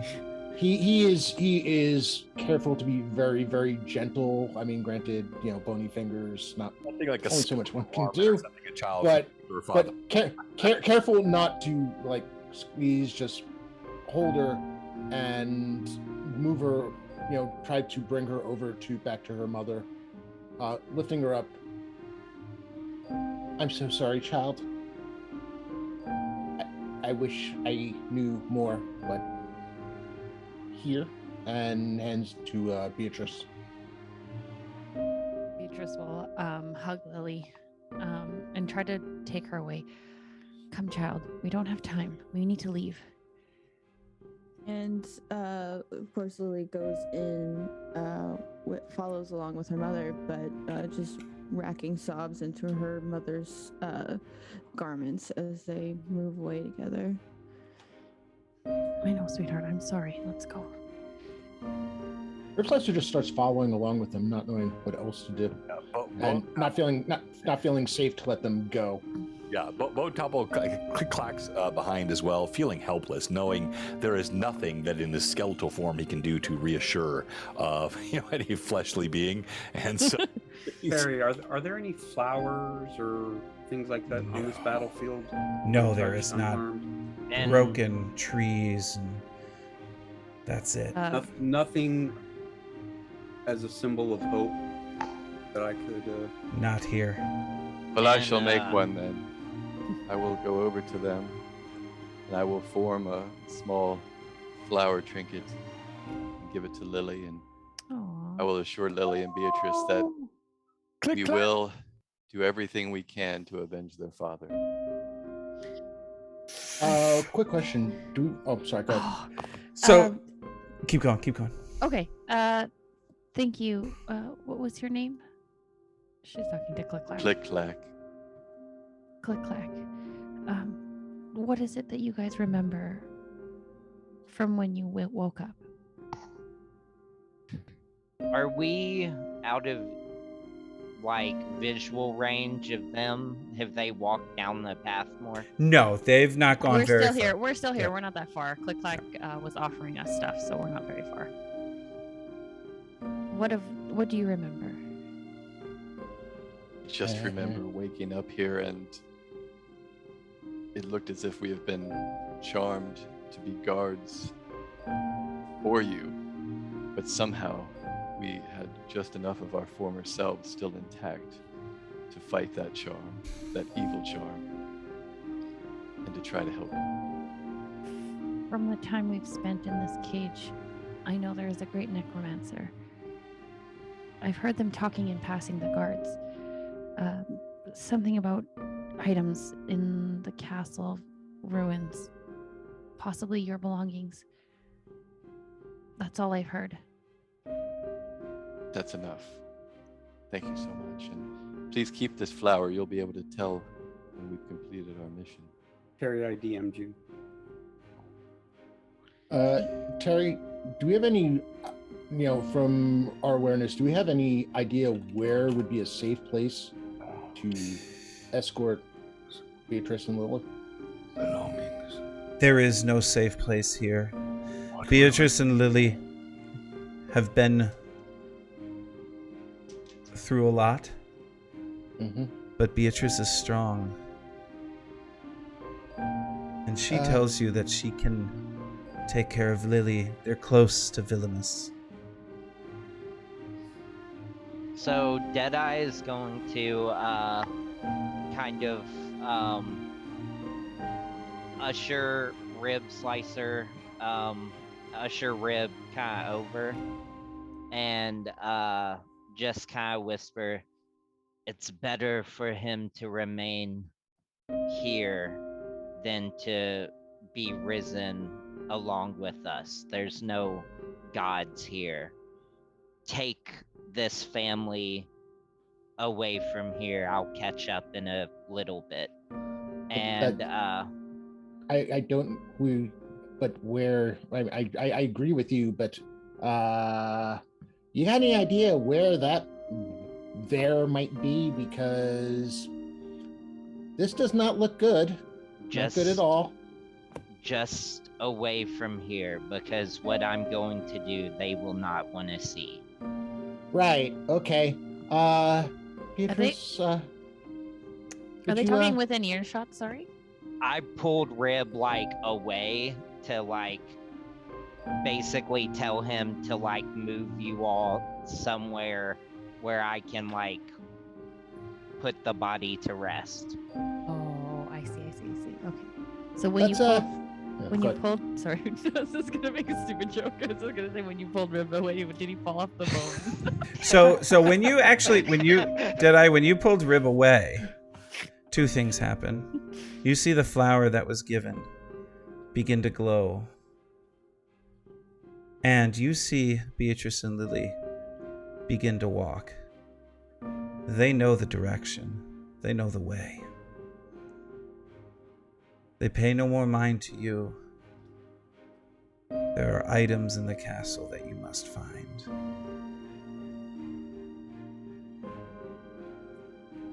When the two ladies walk far enough away, I clear my throat to get the attention of the group and beckon them toward me, if they would. Rip Slicer goes over to zap things. As he's doing so, watching Lily and Beatrice walk away, he waves, "Bye. Be safe." If Bone Topple does see Zap Things waving the two over, he's going to follow them if he could curl a brow, which he cannot because he has none, he would, but he's going to follow behind Beatrice and make sure that he's watching what's happening with Zap. I'm beckoning to everybody. I'm not just calling Rib Slicer. I'm trying to get all of us skeletons that are standing because I have info. I'm trying to get the group to come together. I'm gonna let everyone else kind of walk away a little bit, out of visual range, and I'm just gonna take out Dog Slicer, and my goal is to make this body useless to a necromancer, so that he won't be befallen by the same disastrous fate that we are. And I know that's not going to look pretty for the family. So it's going to be like removing the heads, removing the head, slicing the ankles and knees. Terry, I can tell what he's getting ready to do, correct? Yes. I cast darkness over him. Nice. So you see over me? Yeah. Hold on. You. So he casts darkness, and you. Let me pull. Where's my darkness? I was going to say, I'm not sure if that affects me. It creates a shroud of darkness that prevents light from penetrating or emanating. He's essentially hiding you as you do it. Gotcha. Shielding the eyes. So I can do the work and not. Yes. Got it. Perfect. Very cleverly done that. Love it. Yeah. So after I do the grim work, I rejoin and catch up with the group and just say, there are no gods here. It's better this way. Okay. It only lasts a minute, so work quickly. Yeah, it doesn't take long for a hired killer of my skill to dissect a body. And just a note, entire group gets another. Quote down. That's a fantastic quote. Doesn't take long for a hired killer of my sword to dissect a body. I love that. Entire group gets another hero point. So all members have a hero point. I forgot to mention this at the beginning. You actually have 2 hero points. Now, hero points can be used to re-roll a die, but you have to take the new roll, and only on, not on damage dice, but pretty much anything else. Or if you go down, you can use it to stabilize yourself. You use all of whatever hero points you have, and it stabilizes you. So every member now. So there's no difference between having 1 or 3. Correct. For the stabilization. All right. So almost a penalty then. If you have 5, you still use all 5. You can only actually have a max of 3 at any one time. Okay. All right. Yep. Gotcha. And I have a question. Since I cast darkness, it is a level 2 spell. Mm-hmm. How do I show that I've cast it or something? On the thing. So you remove spell level 2. You click one of the circles with fire in it. Oh, okay. And it disappears. Well, it goes dark. No, it's still nice. Well, the circle goes dark. Yep, and you because you're a sorcerer, you can cast any of those any number of times. Right. As long as you have spell slots. You don't have memorized specific spells. Yeah. You have access to those spell slots for as many as you want. You're a spontaneous caster. You could cast darkness 4 times because you have 4 spell slots at level 2. Right. And as but only 2 of the flames were lit. All 4 should have started lit. I don't know why. Oh. Okay. Yeah. Okay. I just wanted to make sure I was Yep, definitely removing stuff, not using them later when I can't. So. And as Deadeye returns to the group, almost jovial, not quite in this grim setting, but a little more pep in his step.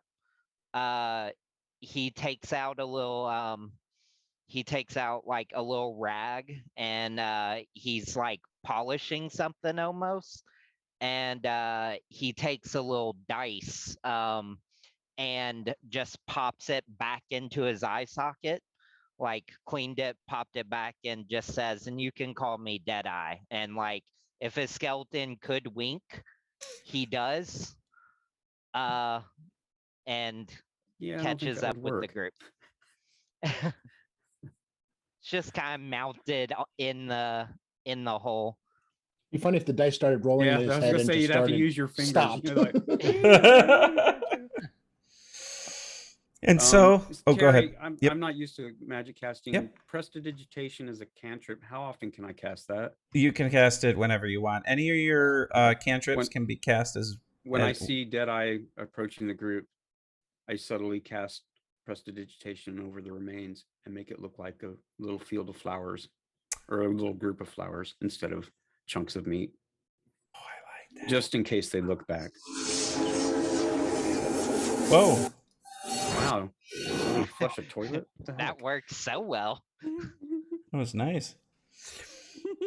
And Yeah, so And For the Go ahead. record, my magic used to not be that noisy. I don't know what the heck that was. Comes I with was age, trying to my be friend. subtle. I just trying to be subtle.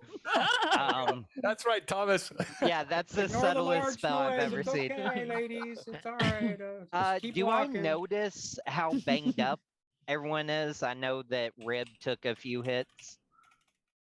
You can see from the and you know from watching the battle, being part of the battle, catching things out the corner of your eye, etc. That people were hit, and that there was things that occurred that probably hurt. Damaged us. Yeah. So Deadeye's going to kind of dig around in his bag, and it's literally just a bag of bones. And he's going to like start pulling out bones and kind of looking over. And he finally finds one that's about the right size and gets a little bit of mud and just says, Rib, hold still. And he's going to try and like reattach one of the ribs that got broken and attempt to do not first aid, what's it called? Treat wounds. Treat wounds, very Triage. good. Yes. Hey, what? Touching? What? Oh, Consent. Consent. You're right. May I fix this real fast? It's just bugging me, man.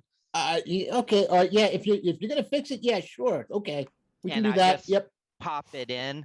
So I get all kinds of fun So are you two when I engaged heal. now, or Now, be careful how much fun you're having down there. Yeah. So I have godless healing and mortal healing. Yep.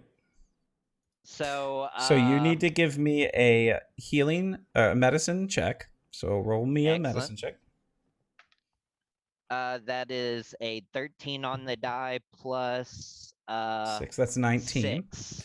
So that is a success. Now, with this mortal healing, when you roll a success for a creature that has not regained hit points from divine magic, which no one has, they get a critical success. So please roll 4d8 healing for Rib Slicer. One of these is a D8. Actually. The Cardinal Rum is amazing, Pat. I saw that on the Discord as well. Well played. That's so weird. Nope. I don't. There we go. I'm like, I don't think I have a D8. 7, 6, so 13 plus 6 plus 5. 13 plus 11. So 24. 24 healing for Rib Slicer. Yeah. 24 so, healing. 24 healing. Yeah. Oh, So I feel good. So I feel like better pop if I had in. more to me, but So this I works. pop it in, and right as I do it, like the final component, I just give you a little like spinal adjustment to really realign you, and just go. Oh, that's a spot. Yep. Okay. Beatrice stops and was like, "Wait a minute, is that chiropractor happening over there?" I mean, my back has been a mess since I've been in that cage. Let me tell you. I'm a man of many skills, but Oh. Yes. we Yes. continue on? You are. Okay. Does anyone else need healing?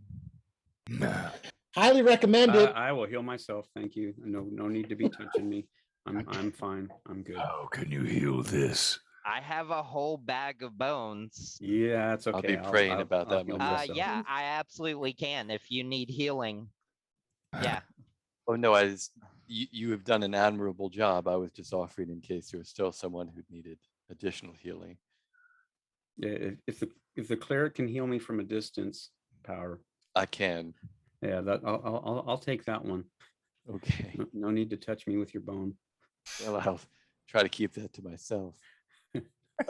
No, I was talking to don't. Deadeye. Oh well, you do have to watch out for him. So I'll use medicine. I don't like the way he winks at me with that dice in his head. I believe I can Just do that from rattles a bit around. afar. Is that correct? Sir? Not with medicine check. The only way Oh. you can heal from afar would be using one of your harm spells. Let's see. That seems how injured does he look? Not much. I took 6 damage altogether. Oh, my friend, are you sure I can't? I have healing tools. It won't be my hand touching you. Would that be acceptable? As long as it's not a bone. It is not a bone, I assure you. So I will use medicine, I believe, on him. Yep. So go ahead. Not battle medicine, just treat wounds, because battle Treat medicine wounds, okay. is when you're in actual battle. There it is. Gotcha. So go ahead and give me a medicine roll, and plus 12 to medicine. Is that a 20? Yep, D20. Okay. This- 18? Oh, you crit! So give me a 4d8 roll. Okay, wow. All right. That's promising. I think he might feel better. 2, maybe not. 4, 6, 6 and 12, and 5, 17. That will be 17 points of healing. So not only do I feel better, I have a slight glow to my face. My bones, facey bones. Is that negative healing? It is negative healing. Very good. I stretch and you just hear all my spinal things going pop, pop, pop, pop, pop, pop, and I stand about an inch taller now. Well, I felt that good since I was alive. Before we move on, anyone else need healing? And I'll pop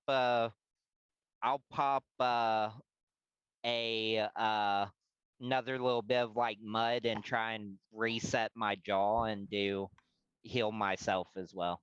Okay. So go ahead and give me a medicine roll.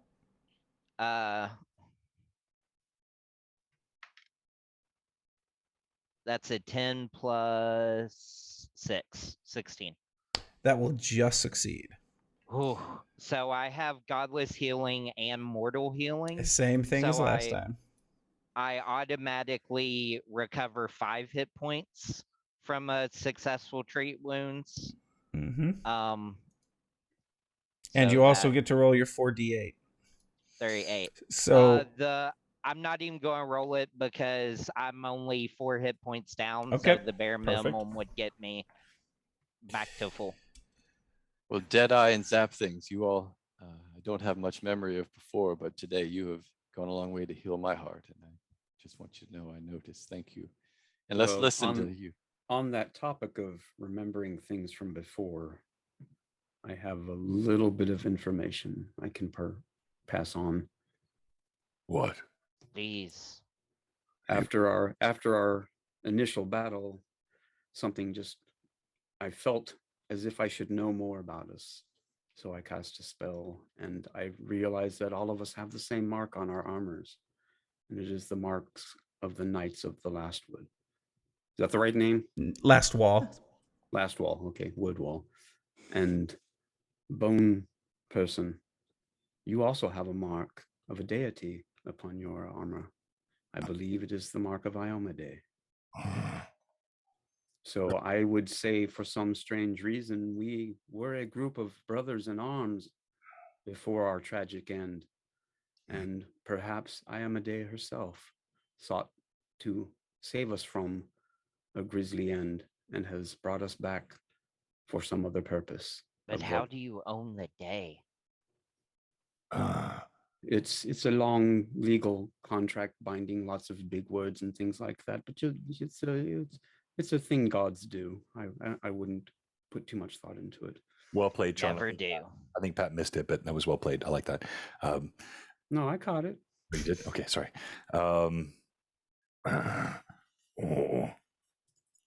We were then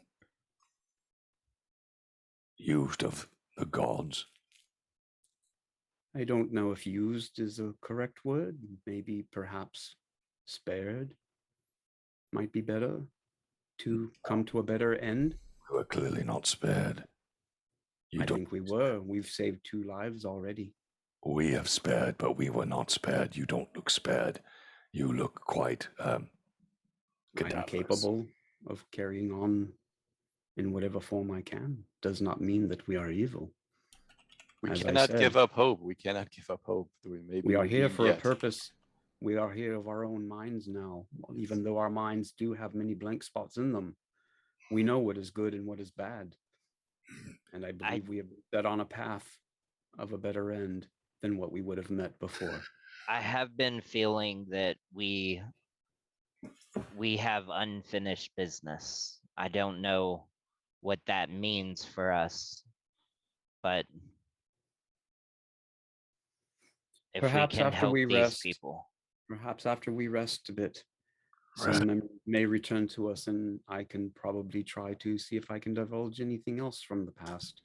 I cannot make any promises. All I can tell you is what I have discerned so far, that we were indeed a group of brothers, and it seems that we are to go on as a group of brothers until our destiny has been fulfilled. While I was doing my grim work, did the husband have the same mark or sigil? He did not. You would not have. Did not. He would not have seen it. He looked like a farmer's clothes, kind of that sort of person. So someone that we potentially failed in our mission to whatever our last mission was. Should we search the bodies and the area before we move on? You can search the skeletons. You won't find anything on the skeletons themselves, and nothing in this direct area. A lot of bodies, a lot of broken armor, a lot of broken weapons. You see arrows and swords and things like that, but nothing of the caliber of what you already have. So, my friends, the castle then? Looks like we're going next. According to the young lady, that might be our next step, finding out who and what we are about. Agreed. And you begin your journey. You can see the castle up ahead. It's not far. It's in ruins, broken pieces have fallen, walls have crashed. At one point, it was probably a formidable fortress for the area, another extension of the Knights of Lastwall. But now, after years of battles, after years of fighting, it does not hold the same impressiveness that it once did. As you walk, go ahead. For us, I'm sorry, Terry. Any memories being triggered as we see this bastion of the Knights of Lastwall? Are we any of us starting to connect something with our previous selves? When you heard about Iomade, give me a perception roll. No, society. Okay, let me see. I've got a +0 to society. I love that that's a thing you can roll for in this game. And I've got a 5 on the die. So all right, so you learn the Knights of Lastwall doesn't give you any information. Roll me your religion now. We learned that John thinks with his sword. 6. Oh, and a... Where are my glasses when I need them? Oh, that's a 19. So that's a 25. That's a 25. Very good. So when Zap Things began talking about Iomade, you listened, and images began to flash in your mind. Images of the fighting that occurred here. Images of you, shield and sword in hand, but something more. Images of you as a glow surrounded you. From the chili, probably. Way to break it, Pat. Keep going. You're killing it. Ignore Pat. So, that's what you get for asking an ex-sailor to a campaign. Did it occur that we all woke up at the exact moment? I don't know. Did it?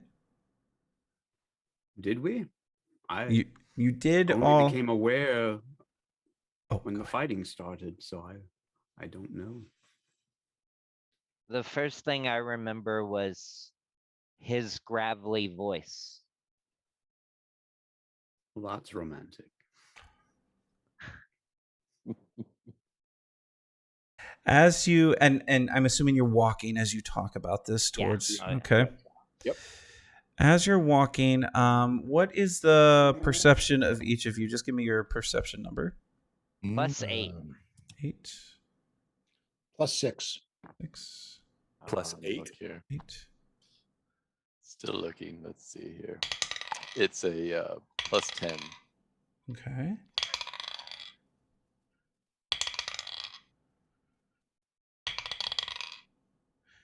All right. As you walk forward, I had to find my perception again. Sorry. Rib Slicer. That's a dirty 20. Oh, nice. You notice on the ground a letter, a parchment. It looks out of place. Hold up. And he goes down to one creaky knee, and we may need to talk about another adjustment later. He looks over at Deadeye and picks up the parchment. Is it unwrapped or? Oh. It is folded, but as soon as you touch the parchment, you feel something carving into your bones. You look down. You look down. And words begin to appear. And those words are as follows. Bardul, my love, I beg you, please, return from the front. I have had the most dreadful dreams night after night. The most recent was a macabre scene of your demise. I cannot cease the tears that fall from my eyes as I fear to the very depths of my soul that if you can find no way to end your service to that man, that I will never see you again. Your child will never see you again. I shall send up prayers to Ragathiel to help you destroy the evil that obstructs your path home. And do not let that man deceive you. You cannot trust him. Yours always, Odetta. And Hold on. What Hold- sanity are you doing? Rise up and let's move on. Do I recognize that as being addressed to me, or am I? You. Something You something? clicks in the back. Clicks in the back of your mind. First, I'm going to Small tell bone, you. so something could actually click, Yeah. You're going to take 10 points of damage. But yes, there's something about it. The name at the end. Memories faint. Almost as if there is a mist covering them. Come back to you. Of a woman? Of a love? Of something. But it's all broken, fractured. Nothing specific. His fingers are kind of holding the parchment, and you can see them kind of a little shaking a bit, and the skeleton is trembling, for lack of a better term. And you can hear him whisper, Odessa,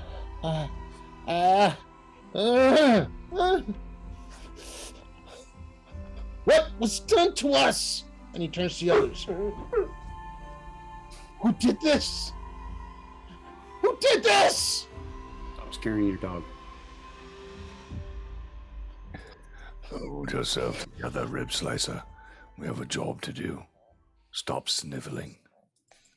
Calm He yourself, gets up. friend. He gets up and he goes no socket to no socket with Bone Toppler. Don't you dare tell me what I should and should not do. The Clack will attempt to move between them and to put his hand on him and to do a healing, if it's not too early to do again. As Click Clack walks up, Bone Topple just takes 4 skeletal fingers of his left hand and gently taps them against the cheek of Rib Slicer.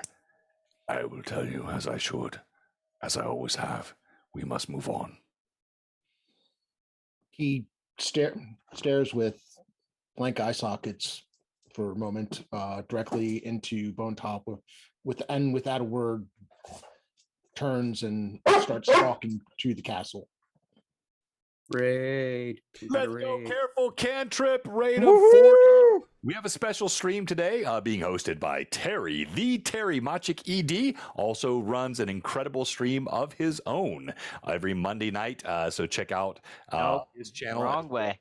No, moved now. Right, I'm sorry. And we're having a good time today just playing some PF2E, well DM'd by Terry. And we got 2 NPCs that are crushing it. Actually, a heart-jerking story. Tear-jerking, tear, I think so, yeah. Anyway, you know what I mean. All right, so thank you for rating us. And if you're not following, please give us a follow. Terry, question Yes. out of character. Yes. Would Rib Slicer benefit from me casting guidance on him to maybe help him grasp a little bit more of what he saw? Not at this point. Okay. And to answer your question, Scott, it has not been an hour. And so you would not be able to heal using your treat wounds, though you would be able to use, again, harm as a way to heal. Well, it's treat wounds. It's the person you're using it on, right? Correct. So I healed Rib Slicer the first time. It's any treat wounds. Yeah. Yep. Oh, Okay. He's been done, and so it has to be an hour before he can be done. Gotcha. Yep. Okay, I would like to keep track of that, and maybe I could, when that hour is up, I could go ahead and ask him if I can do that. But I would like to still get between them and gently keep them apart and say, patience, big one. Yeah, Deadeye, you only get to do 1 guy per hour. Okay.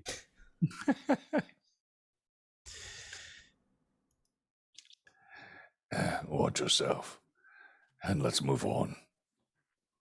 Speaking of, while this is happening, that's exactly what Deadeye's going to do. He's going to actually go just a little bit ahead of the party and just start doing like a scout, like stealthing if he could, but like trying to keep an eye out for anything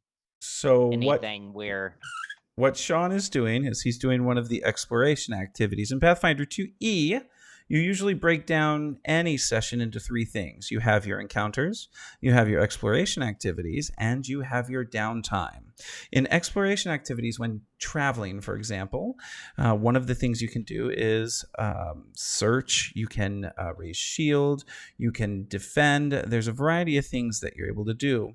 And so if I remember correctly, as I'm pulling up my GM screen here, what you're doing in this instance is Scout, which allows you, if a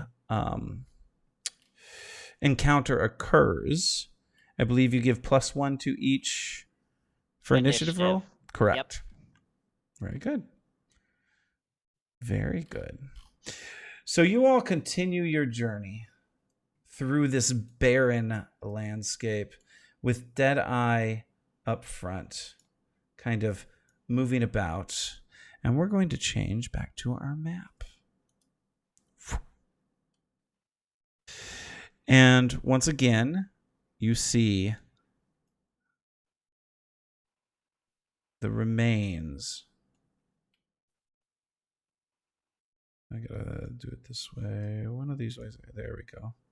The remains of a castle. Looks so awesome. And those floating blocks.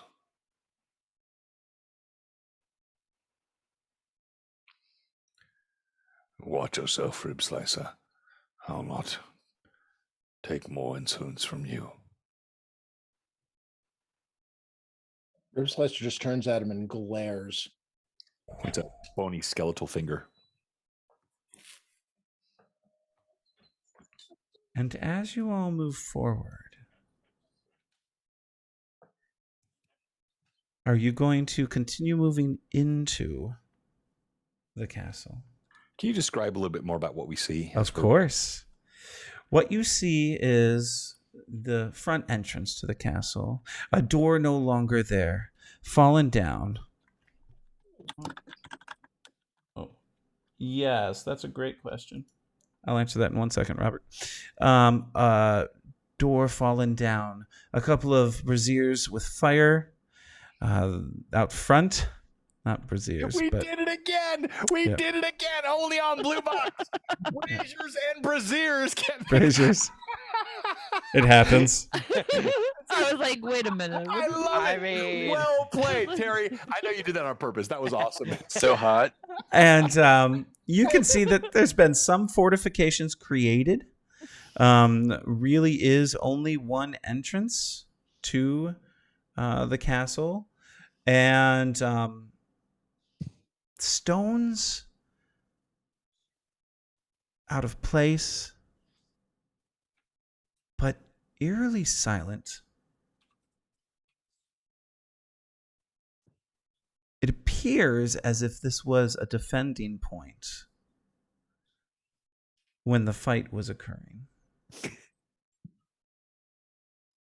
Can I roll perception to see if this would trigger the memory of Castle Lastwall or Last Stone or whatever? Yeah, go ahead. Give me a society check. Look for As society, he that's I'll plus walk z- try plus to 0. So unlatch one of the braziers. Oh my god. that's 8. And with an 8, you know that we're going to go to break. You know nothing, Jon Snow. I think you momentarily broke Vivi. We are going to take a minor break. Yeah, it's good because she's having a giggle fit, and we always love that. Yep. I'm only teasing Terry because I did the same exact thing. It's so fun because we had to go. It happens. What are you I gonna was do? looking up at the screen and then you said braziers and I was like, what? So what size braziers are we talking about? I mean, Melon size. I didn't know how much fire there is. Braziers. Pretty much melon size. Oh my god. Has to All be right. At least a good pair of You melons. get them at the witch's And teeth. they are highlighted quite nicely by the braziers. So, folks, shining we in will the be back. brazier light. We're gonna keep voice live, and oh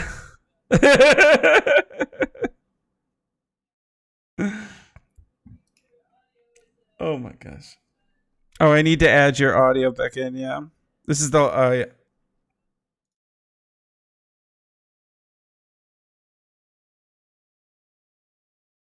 Oh my goodness, you guys. We going to use for pockets. There we go. They should be able to hear you all now too. Yeah. All right. Well, I'm going to go grab a drink so that we can Yes. continue to talk about braziers. Quality blue box content. That's what people come here for, right? That's yeah. The speed at which Vivi muted her mic was amazing. Like,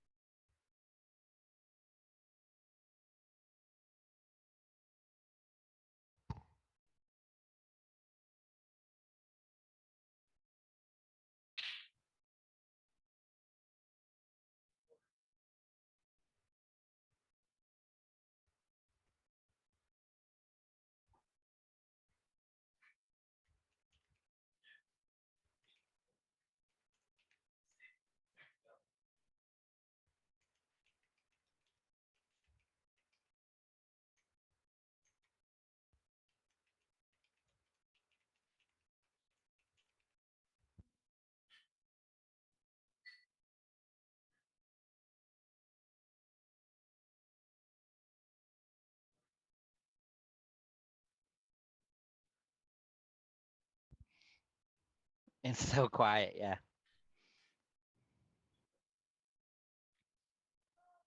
Don't worry, everyone will be back soon.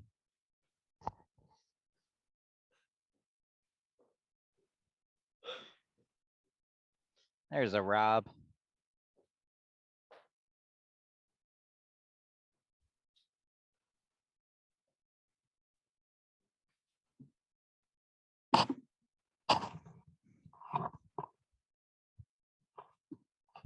Nice.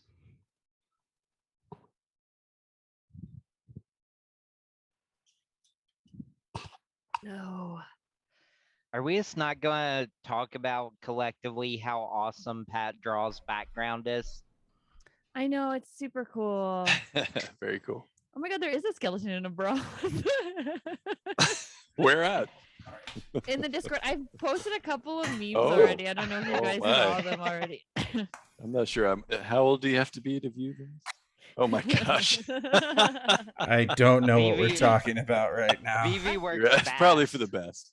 Oh, the memes? It's a lot easier. I do make memes like when we're playing, but it's harder because I'm actually playing in the game. So like when I'm just like as an NPC, it's okay because I can sit here and you guys are like talking and I'm like boo, boo, boo, boo, boo, boo. All of a sudden. Did you see the chiropractic one? I You did. are the meme queen. I know you guys have a secret Discord. You guys are I doing. did. I just posted 3. I posted one of you too, John, for you. We've been putting it in the group chat. Go- Yeah, you're in go a group into- chat, John. You're You're in the finally group chat. in a group chat. You're in the chat, John. One of us. One of us. This is So fun. basically what Tuesday night is, John. Yes. What Tuesday night Memes is. and gifts. Yeah, and The I usually only put- thing, I love it. I love it. the only If you- thing Dr. Deadeye's missing is a little dice, dice in his eye socket. I realized that after. Oh. John, if you go to a Blue Box in the memes, you don't have to search the chat for it. I put it in the Blue Box memes. Oh, Yeah. You're talking to me. I love that so much. That's amazing. Which one? The chiropractic one. Oh yeah. It's As so I good. said, it's a Oh, Dr. ah! Deadeye, 4.5 That out is of 5 so wings. awesome. I love it. My favorite one is the one of John, where it's like, "You're free now. Come with me. I am totally safe and trustworthy." I know. No, you can trust creepy skeleton hand. Tall, dark, and gravelly. Looking at that though, that's not really capturing my jawline. You don't have a jawline anymore. It's just. Nice, very square jaw because it's his skull. That mandible, though. Terry, resume control of this. I love you did full Spider-Man meme too. We have returned. I know that's what I did. I was like, "I'll attack the skeleton with." Wait, we're on the same team. And we stand in front of the castle. A perception roll of Zap Things isn't back yet. Well, Yeah, so I love Pat's background so much though. yeah, it's better than Pat. Yeah, definitely. I mean, he's All right. pretty good. Also, Terry, is Yes. this Tailspire that we're looking It is at? Tailspire, yeah. Yes. It's fantastic. I found Love this on the Tails detail. Tavern. Yeah. Our Shout good out to friend Don. and Yep. Tails Tavern. Oh, yeah. Wizard, he was here. He's in the chat. Yep. Yeah. Don, a Mad Wizard, incredible friend of the stream. He's the purveyor of all things Tails Tavern and all the Tailspire stuff. There's a couple other places you can go for it, but yeah, he's awesome. And you will get to see Don live starting Monday, June 13th. Oh, is he going to be in the game? He's He know is in the what? game. You know Yes. what's Nice. crazy? Before even Blue Box, I used Tell's Tavern, and then I met way. like No way. the Mad Wizard. lie. I was like, You lie. crazy. You did? Really? Yeah, for real. Okay. All right. Yeah, there's some really, really awesome Rime of the Frost Maiden maps that have been Mhm. created. No, And I'm that lazy and work way too much. that's so- that's exactly it. I needed a map for this, so I went looking, and I was like, "Oh, this actually fits the idea." So brilliant. Brilliant. And so you stand in front of the castle, Da-na-na. and a check was rolled. I think he rolled a. A Mad Pat appears. It's like an 8. He keeps going in and out. He's messing me up. A Pat from Mad Chat. Oh, he's getting dressed. There he is. He had to get his brassiere on. And they were lighting them on my fire. melons fell out. I had to. You gotta be careful with the melons. Come on. all right, The so fillets. Pat, you rolled what'd you roll? Perception. I was trying to. What was I trying? Oh, perception to see if we recognize this as Castle Lastwall, Gotcha. or whatever. Gotcha. I rolled terribly. Yes, you did. And you cannot discern anything other than what's already been described. Okay. What are the others doing as you're approaching this castle? There's no obvious signs that say like "Welcome to Castle Laststone" or anything. No, unfortunately, No, those just fell down during the fighting. It was unfortunate. It was quite a holiday location. And this is pretty much all rubble, right? Yes, very much so. Excellent. Yeah, if I could, I wouldn't mind sneaking like up to the gate and seeing what we can see. As he does this, Bone Topple will step a few feet away off the path, if I may. Okay. And look up toward the heavens, and I'll let you finish what you're doing, Sean. I didn't want to interrupt you, but I'm moving away from the party as you do this. Okay. Excellent. What about Click Clack? What are you doing?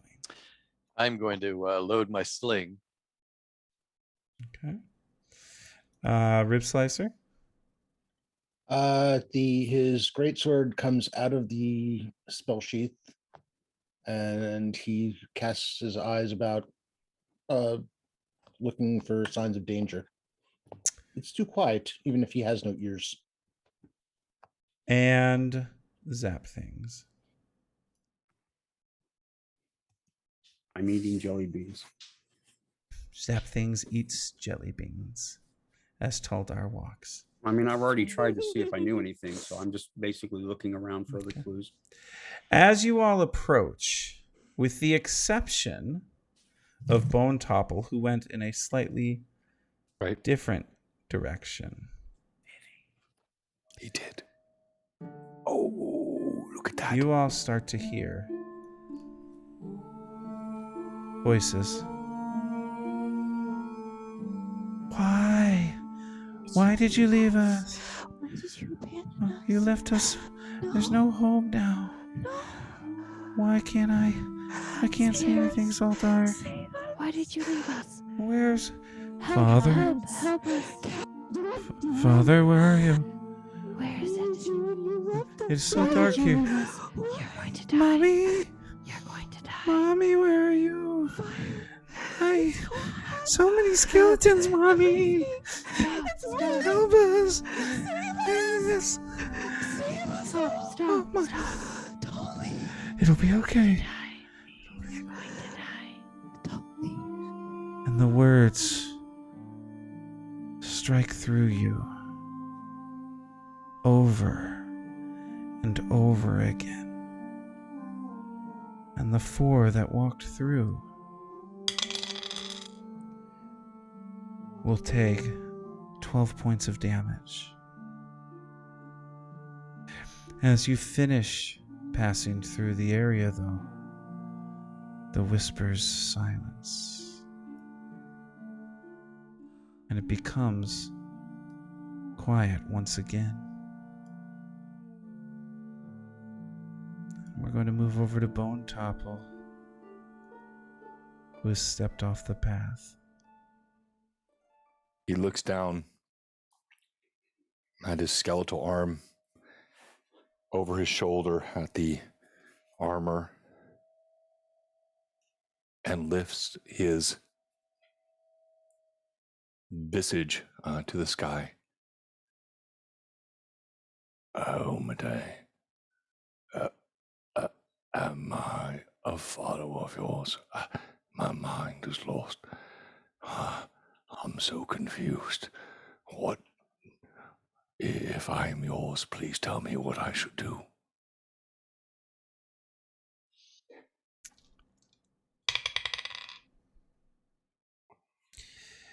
You, as you're looking up, see a cloud-filled sky, gray.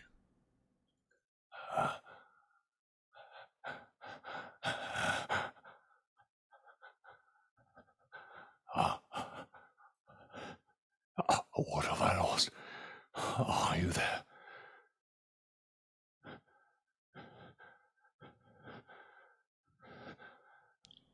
No sounds. Fool. A fool. Did we recognize any of those? I mean, I think we kind of know what they are, but did any of those voices in particular? They did sound not familiar? jog any. Those voices did not jog any of your memories. Okay. All right. After the effects of hearing the voices wears off, Rib Slicer's just going to basically once again just stop in his tracks, and he takes a moment to put his sword kind of like in the ground, holding one hand, with keeping it steady with one hand, while he pulls out his lesser oil of unlife, and I don't know, what does he do? Rub it on himself? That's exactly what you do. Yep. Okay. And he And starts. the lesser oil of unlife Mhm. does a healing equal to 2d8 plus 5. correct. All right, so 0 and 2d8.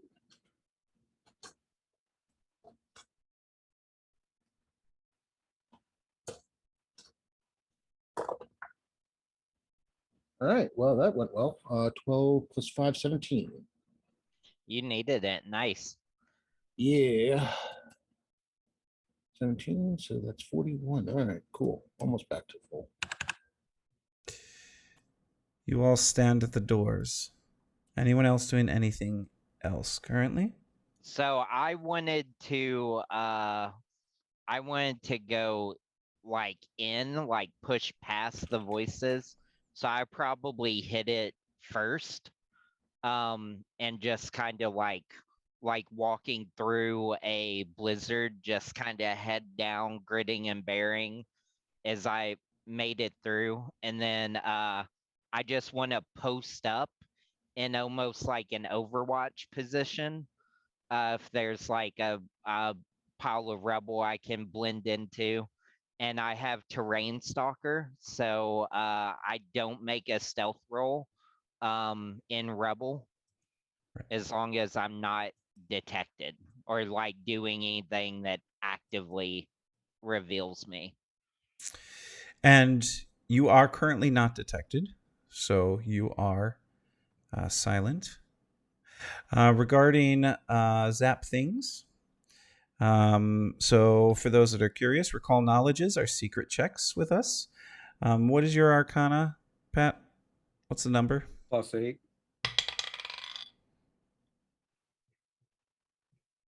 Would it actually be arcana, or would it be social? What you're trying to find? Usually, something about the place is triggering Okay. something in me, but I can't quite figure out why. Okay. So I want to cast So, knowledge to see if I what know is- why. That would probably, with this place, is society. So what is your society? 0. All It would be right. a straight roll. So you know, looking at this place, that it was ruled over initially by a malevolent duke who constantly sacrificed those within his town.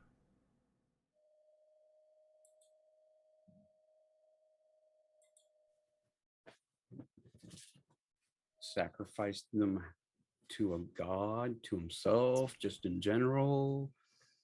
Sacrificed him, or sacrificed his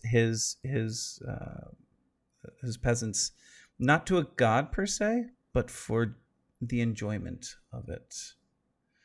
He practiced many rituals. Okay. Is that really a sacrifice or just like sadistic murder at that point? He viewed it as sacrifice. He would have called it sacrifice. That's what I wanted to know, was he doing this for his own pleasure, or an actual, is he trying to get power out of it? Is there something inside we should be aware of? But it sounds more like it's just a big giant pleasure den, and it's probably a good thing it's in rubble. Indeed. Great question, Pat. Well done. Anyone else doing anything? Just praying. If I follow them inside, will I also go through the screaming and echoing? I'm not going to make them do that again. So I had it wasn't going inside. It was actually walking up the steps, and I'll show you here on the map. Okay.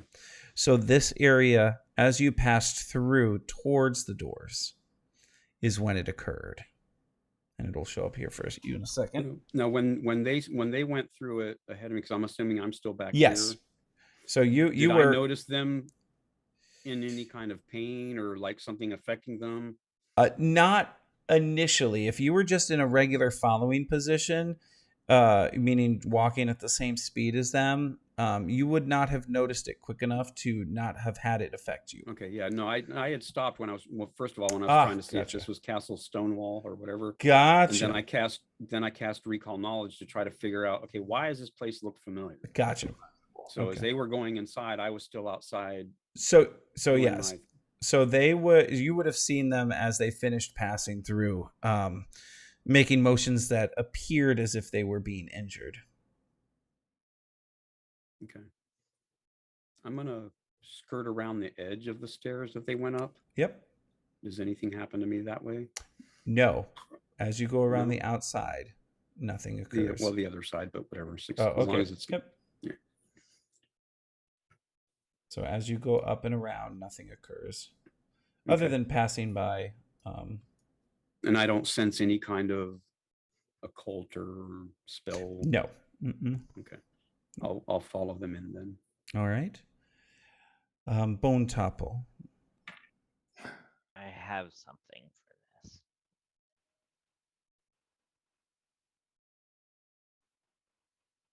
Sorry. No, go ahead. Speak. No, mine comes after. Okay. I thought I heard your voice, but... And he turns and he begins stumbling, clacking, bones crackling toward the door, following the rest of the party, feeling dismissed by Omade. So you follow through the same area and hear the same whispers that everyone else did as well. The voices disembodied, frightened, scared, angry, worried. Can I have them do that again? It was so good. Would it be okay? Please. Of course. I don't want to. I got chills. Can we do that again? We're on a time schedule. You want to like more emotional? I'm sorry. The music has begun. Help us. Why have you left us here to die? I'm so scared. I can't do this. Please don't. Mommy. Why are they doing this? Death is coming. There's nothing we can do. There's nothing we can do. All hope is lost. Why? Why? I'm scared. No, not again. Not again, Mommy. I don't understand. And the voices subside as you finish passing through. What madness is this? Rip Slicer turns to Bone Topper and says, "We failed them. We failed them all." How? I have no recollection now. Does it matter? To be told I failed, and I have no remnants of failure. To be accused. Yes, it matters. We all stand accused we're all dead. Or of a sort. Fine then. Am I inside yet? You're up. Nobody has actually entered the castle yet. Everybody is up directly in front of it. Well, I'm going to go up with the group. No, I took it as you were getting near the front door, Sean. I thought they'd gone in. Oh, So I was trying to get like in, like past the wave and into like some kind of Overwatch. So you position. got past the wave. The wave was just these stairs here. Gotcha. So as you pass through, so where Bone Topple is, there is no voices, no whispering. Gotcha. Can you move me a little closer to the rest of them then? Yeah. I'm assuming I can. Oh, there's one right next to me. All right, sorry, I can't see them on my screen. No, that's fine. I'm gonna move it this way so we get everybody. There we go. Yeah, because I'm clicking on my character and it's not doing anything. I've done that. Can I hear what Bone Topple and Rib No. Slicer just said about them? Oh, we failed them and all this. Yes, you would have. Yes, you would have heard all that conversation. I'm gonna sit there and go like, perhaps not. A flash of memory came to me, and this castle belonged to one who enjoyed tormenting his people for his own pleasure. It may not be part of the evil that we were sent to fight, just merely an unfortunate point of a grisly end for innocence, but still evil in its own right. At last you speak sense. It must be so. If it was this close at hand and they died anyway, we failed them still. They may have been dead long before we got here. This castle may have been overrun by the same forces we were sent to fight. Many years before. We have no recollection, so who are we to decide what we failed at or succeeded at? Look at the depredation of these stones. Years and years and years have passed here.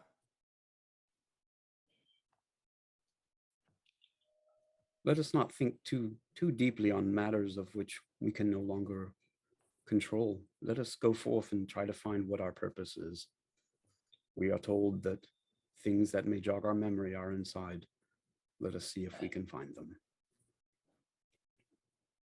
The past is the past. There is no sense dwelling upon it. With the words from Odessa in his mind, he Rib Slicer looks up and says, I know what my path is. Vengeance. There will be vengeance.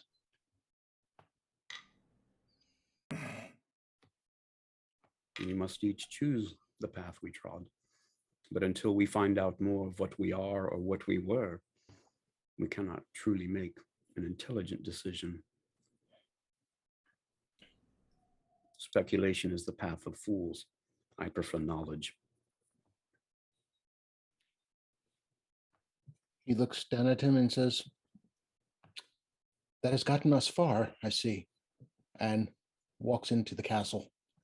Just before you walk into the castle, you hear a voice. Come in, my friends. Come in and stop wandering outside.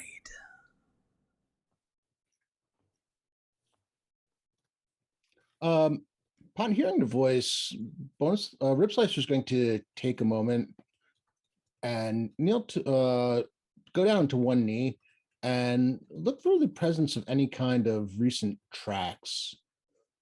Got was it experience tracker? So okay, so go ahead and give me a roll for that then. All right, so that is what kind of roll is that? It's going to be survival. Survival, okay.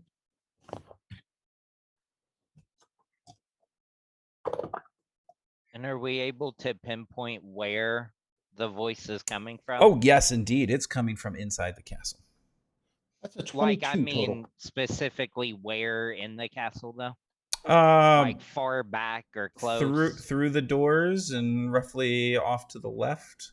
Sounds to be within 30 feet of where you're standing. Would you roll, Robert? 22. All right. So yeah, you look down and you can tell that there are tracks that have been going in and out fairly recently. They are a combination of tracks, though. At times, the tracks actually overrun each other, mishmash, creating things in the dirt that are not necessarily recognizable. But you see there are what appears to be skeletal tracks, as well as what appears to be some human tracks. Are the human tracks going in different directions from the skeletal tracks? And out, both groups. It looks like this has been a fairly used entryway, fairly recently as well. So as he's tracking, he's going to want to find where the human tracks split off. What point? That's what he's going to be looking for as we're going along. Whatever point the human tracks split off, that's where he's going to start concentrating. However many checks I have to do, as we go. Right. So they, you mean as they go into the castle, or as they go in. Okay. All right. What about everyone else? I am slowly stealthing towards, like, within, say, 20 feet. Okay. 15, 20 feet of where I think that voice originated. So you're just going inside. Slowly stealthing in. Yeah. Okay. If he starts to walk past me, I'm just going to take a hold of him for a second and says, I have tracks. And your response, Sean? I'm just gonna nod and then keep going to the far left wall. Okay. Yeah. The other three? I'm using the rebel to Yeah. hide.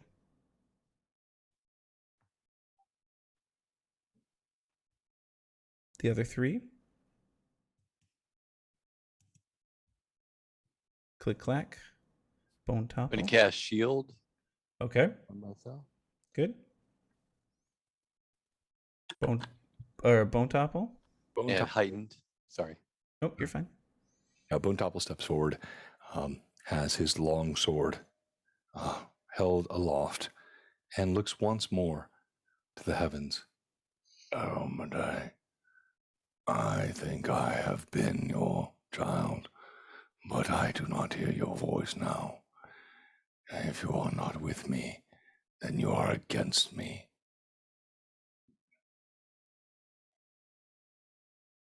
And he walks through the door. Threatening gods, that's never And zap things. Brings up. Hang on, can I go get popcorn real quick? There are no Move gods away from here. Bone Topple. Can I use an acronym if I'm even using it right? Only a Sith deals in absolutes, Anakin. Oh, God. Don't do that. Terrible. All right. So as you all move forward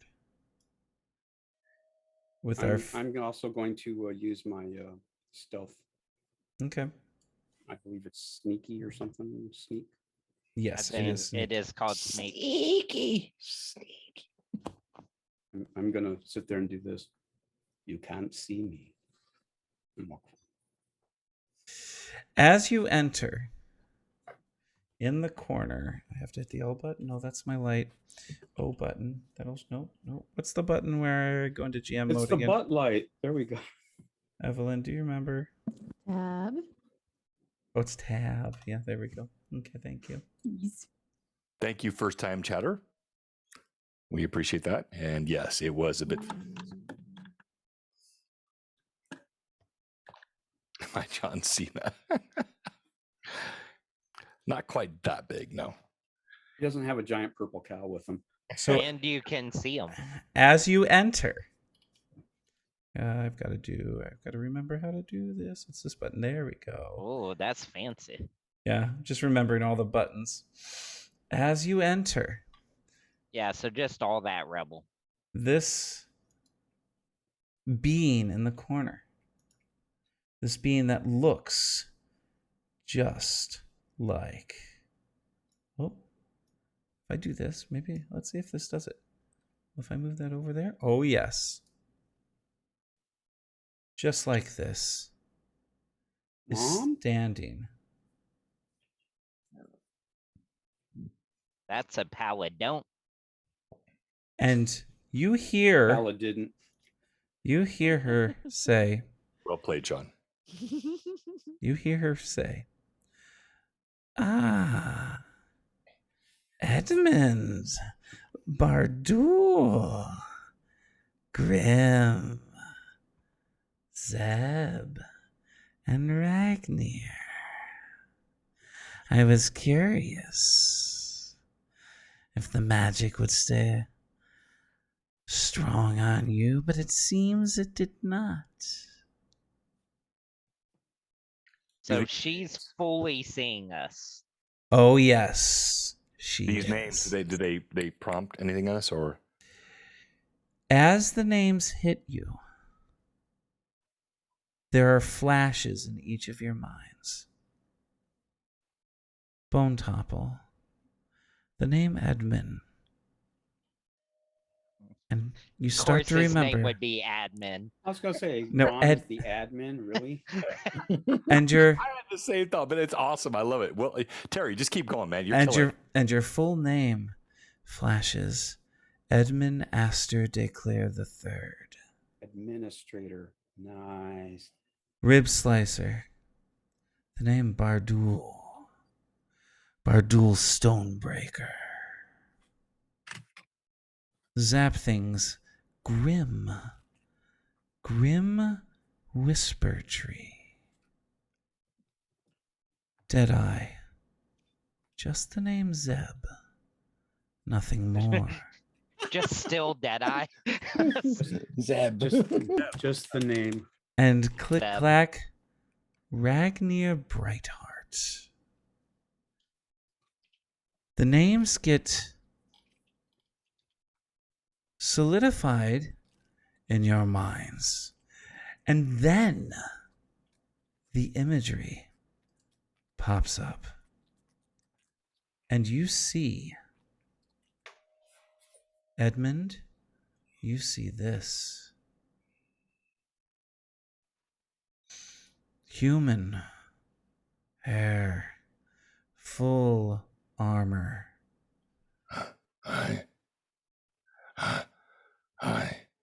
I see. Yes. The memories. They return. And then Zeb. Oh, that pitiful little... Zeb the Easy, imagery. Yeah. And next follows Ragnir. And Ragnir. Always my favorite, Brightheart, were you. I could trust you. Unlike the others. And then you see Bardul.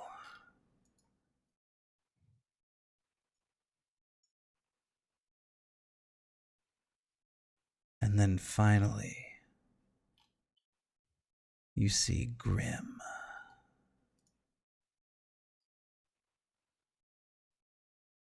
And all of it comes back to you, as well as the others, the names, who you were before. I am Edmund. Oh, thank you. Gods, Iomedae, whoever hears us. This is who we were, who we are. And it'll be who you no longer are, as it does not seem. It does not seem that you are useful anymore. You want to play a game? Deadeye just says to him as he stands up out of the rubble and walks forward. Games. You do not play games. Yeah, you've heard of those, right? And he plucks the dice out of his eye socket. I'll tell you what. You win. And yeah, will be yours. But if I win, you're going to be torn asunder here today. And he rolls his dice, his loaded dice, that comes up as a 6. But as he's doing that, he's going to quick draw and fire off a shot into this guy's face. And that's where we will roll initiative, if anybody hadn't figured out. Yeah, I'm not a fan of that move. Well, how close am I to Deadeye? Deadeye actually is in a position where not many other people would get hit if he was attacked, because he came in and kind of hugged the wall. So the good news is you don't have to worry about dying because of Deadeye. No, I'm not worried about dying. I've always want to been a know Deadeye. when he throws his dice on the ground, can I step on it? No, you're not. You were not one of the Okay. first ones in, unfortunately. Okay, I'll just checking. And I'm hoping for just a split second of distraction to get my shot off. All right, well, we'll check on that momentarily. Deadeye, what's your roll? For Your perception. Yep. 16 Actually, plus 8.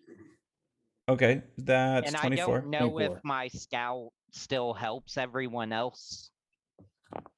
Yeah, it doesn't. Gotcha. Bone Topple. So how far am I from? You are closer to you're essentially in the doorway, Right. next to you're next to a guy. You're about wrong button. You're about 26 feet away from her. Okay, so I can get that movement and still Oh, yeah. attack. And Right? additionally, the three of you that are up front would have also noticed a bean over here on fire. And because I don't have it available, what you see here is not this ghoul, but a skull, a floating skull. All right, so to the left side is a floating skull on fire. To your right side To my right. is just a floating skull. If you look there. at, yep. Yeah. To your left is a figure on fire. And then the swordsman is in When front you of say you. figure on fire, can you? It is humanoid. It is humanoid. It is fully engulfed in flames. I'll show you exactly what you see. What I'm trying to discern is it consumed by flame? Is it? It enwrapped looks in just flame? like this. It's the Human Okay. Torch. Yeah. All right. So Johnny Storm, flame on. nothing I need to rescue is what my No, this would not be something you'd want to. You can There's no certainly children try. in this. Go give it a hug, John. Go Go give it a hug, John. It needs a hug. I will run straight forward and attack the one who has spoken to us. Okay, let me get everybody's. What's your roll, John? Cinnamon. His roll is cinnamon. That's an Now I want to see the I knew that would get you. and pulling up here. Hang on. Initiative +0, so it's an 8. Okay. Oh, no, not It should be initiative. your perception. Oh. That initiative button is actually additional bonuses that you can get later on. My perception, I believe, is +8, so it should be a 16. Okay, 16 zap things. What's yours?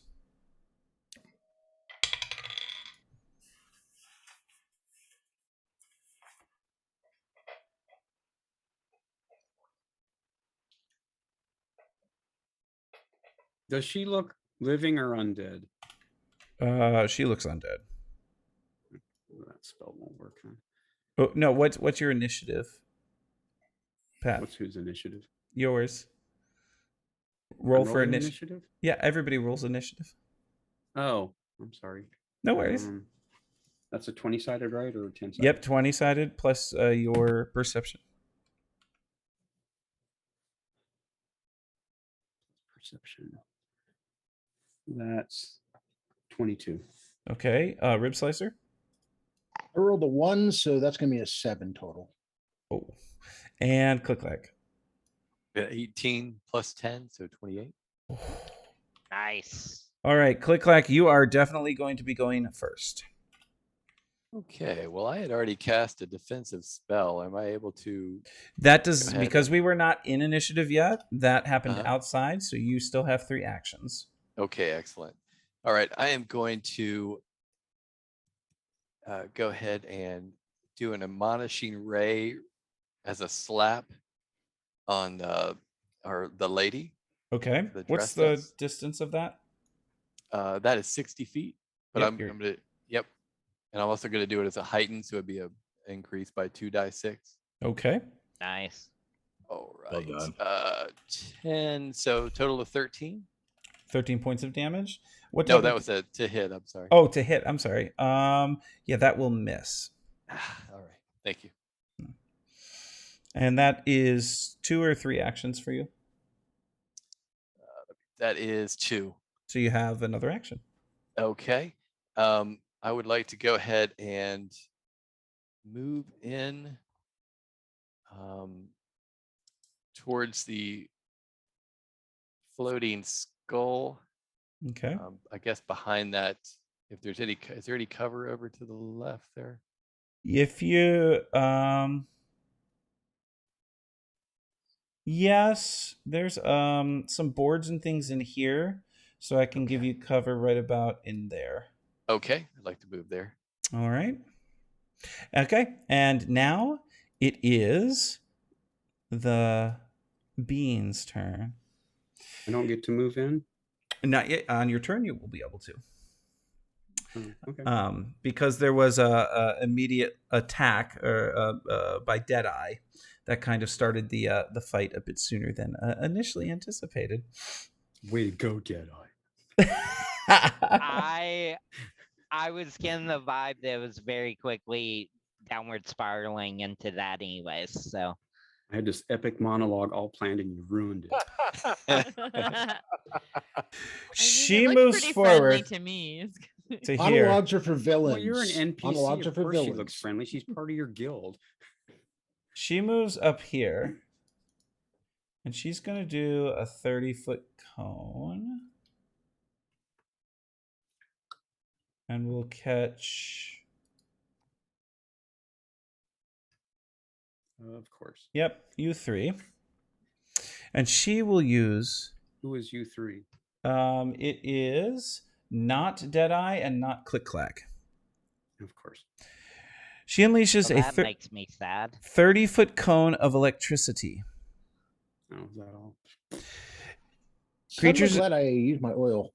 Creatures in the area will take 4d12 electricity damage. I need a basic reflex save.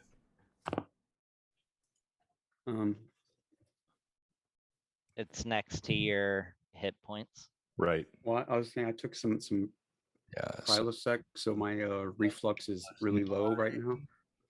And so I'd like to use a hero point to reroll. Yes, you can do that. Because a 1 was not going to cut it. Oh, you can't fumble with that. Come on. 15 plus 9, 24 on my side. Okay, 24. Good. What is that? Oh, that's much better. 17 plus 9. 19. Okay. 17 plus 9. That's 25. Okay. So, Bone Topple and Zap, you all will take half damage. And that's not good. Yeah. So that's going to be 22 points of damage for Robert and 11 for John and Pat. Oh, okay. All right. Yep. You were saying 22 was the half.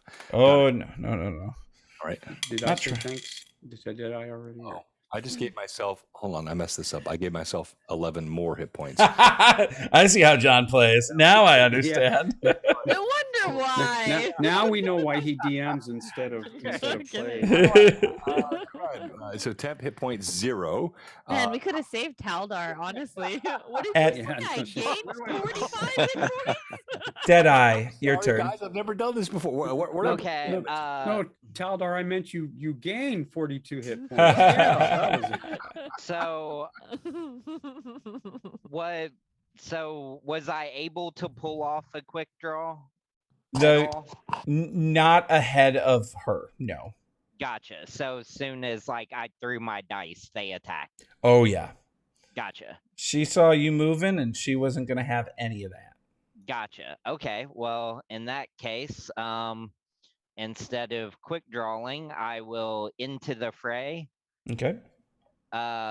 stride towards them, and take out my my pistol and my slicer, Mm-hmm. and I'm going to make an attack with my dueling pistol. I'm gonna help you here, because according to Sword and Pistol, you need to first That's my favorite. succeed on a range strike, and then you will have the flat-footed. If you do, Yes. so you're shooting with your pistol, right? Yeah, so I'm using into the fray, which Perfect. allows me to move as Good. a free action and draw both my weapons, Perfect. and then shooting first with my All right. Give with me my an dueling pistol. give me an attack roll 11 plus 13 for So 24. 24. That will miss. 24 misses. Cool. Okay, that changes things. So that was my first action. Seeing that, I'm going to immediately move directly back behind me and try to topple over those barrels. So I'm going to do a running reload. So I'm going to reload my pistol as I move that way. And then for my third action, I'm going to take cover. All right, good. That is a secret check. What is your stealth? My stealth is plus 12. Oh, you said take cover, not hide. Okay, yes, you have taken cover. Yep, you're good. Yep. Well done. All right, now we move on to. There it is. The Taunting Skull. And I used to drink at that bar in Hawaii all the time.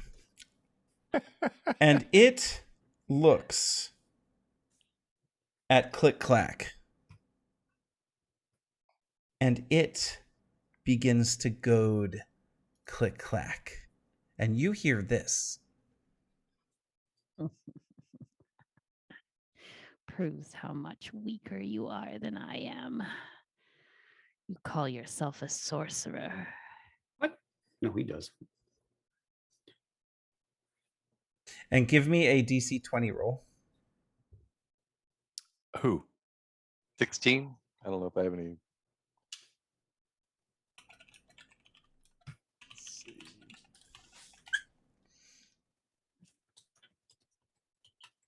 Class DC. So if what did I say? Yeah, the 16. Oh, you rolled a 16? Yes. Okay. You are now flat-footed for 1 round. And that is all you need to know. And then he's going to move. Can he get to you? That's 10 feet.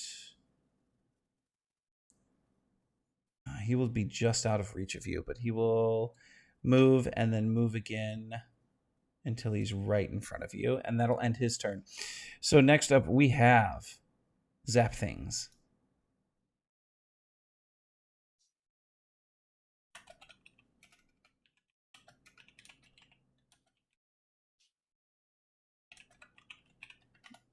Pat? So Supremo. I'm sorry, the wife came in. Sorry. Oh, what? no, you're up. Oh, I'm up. Yep. Am I actually in the room, or am I still outside? You need to cut. You're still outside. Okay, so one of my actions will be to move. How far? Okay, so I'm not that far in the room. Can I No. see? Oh, she moved up to me. I don't really need to move into the room. Correct. I can aim between these two guys, or can I move so I'm aiming between these two guys? Yes.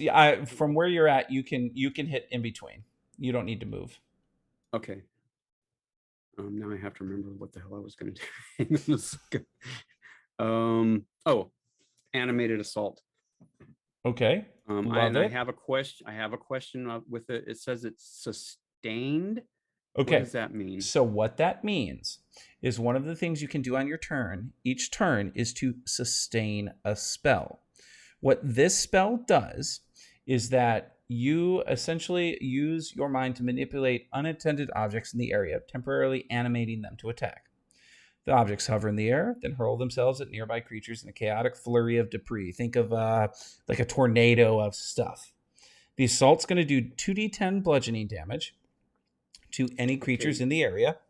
Like a tornado, or more like projectiles? They move to an area kind of like a tornado, and then they sit in that area. So when you sustain, if you use sustain a spell on your next turn, it will continue doing damage in that area. Okay. All right.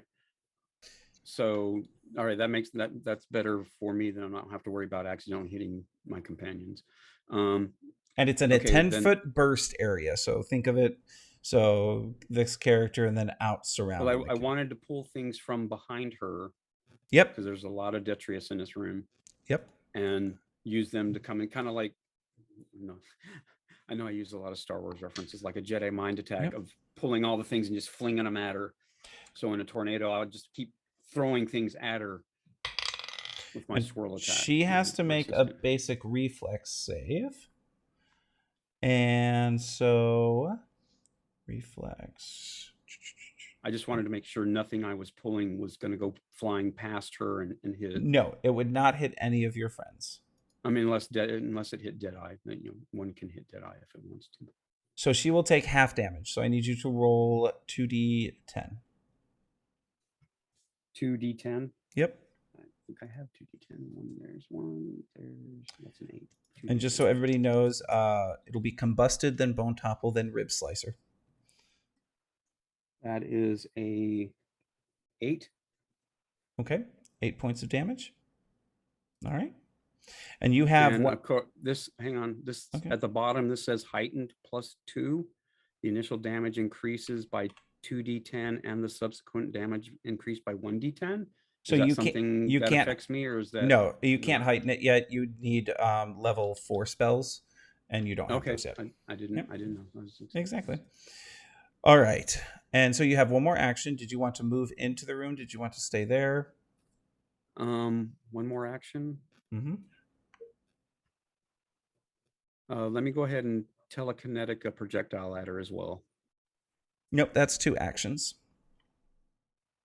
Is it? It's a cantrip. I thought you said I could do that whenever I wanted to. You can, but it's 2 actions. And so you've already done 2 actions. You only have 1 action left. Yeah, and definitely not arguing. I'm learning here because I like PF2E. So a cantrip is not a single action. Then it's 2 actions in this. Some of them are. Guidance is a single action. Is magic missile? Okay, yeah. Is magic missile a 2 action? Magic missile is a 1 action, 2 action, or 3 action. For a 1 action, it shoots 1 magic missile. 2 actions is 2. Okay, so that's going to be 1d4 plus 1 force damage. So give me that roll. It just automatically hits. That's I love these 4 total rules. These are fun. I rolled a 3 plus 1 is 4. Okay, so that's another 4. So you did a total of 12 damage that round. Okay, so next up is our combusted friend over here. And you see the combusted start to move and will attack the man in the metal armor using Fire Fist. Ooh, I don't think a 20 hits, does it? Is that me? The man in the metal? Yeah. No, it does not. Misses. All right. And then after missing, it is going to. You see it howl. What does that howl sound like, Evelyn?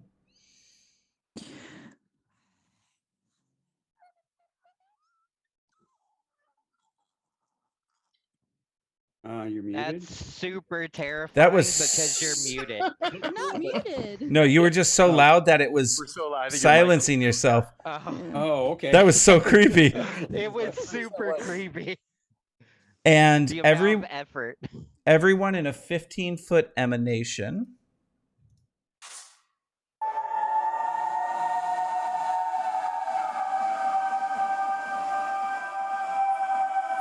So that is everyone. I need to give me a will save. We'll save.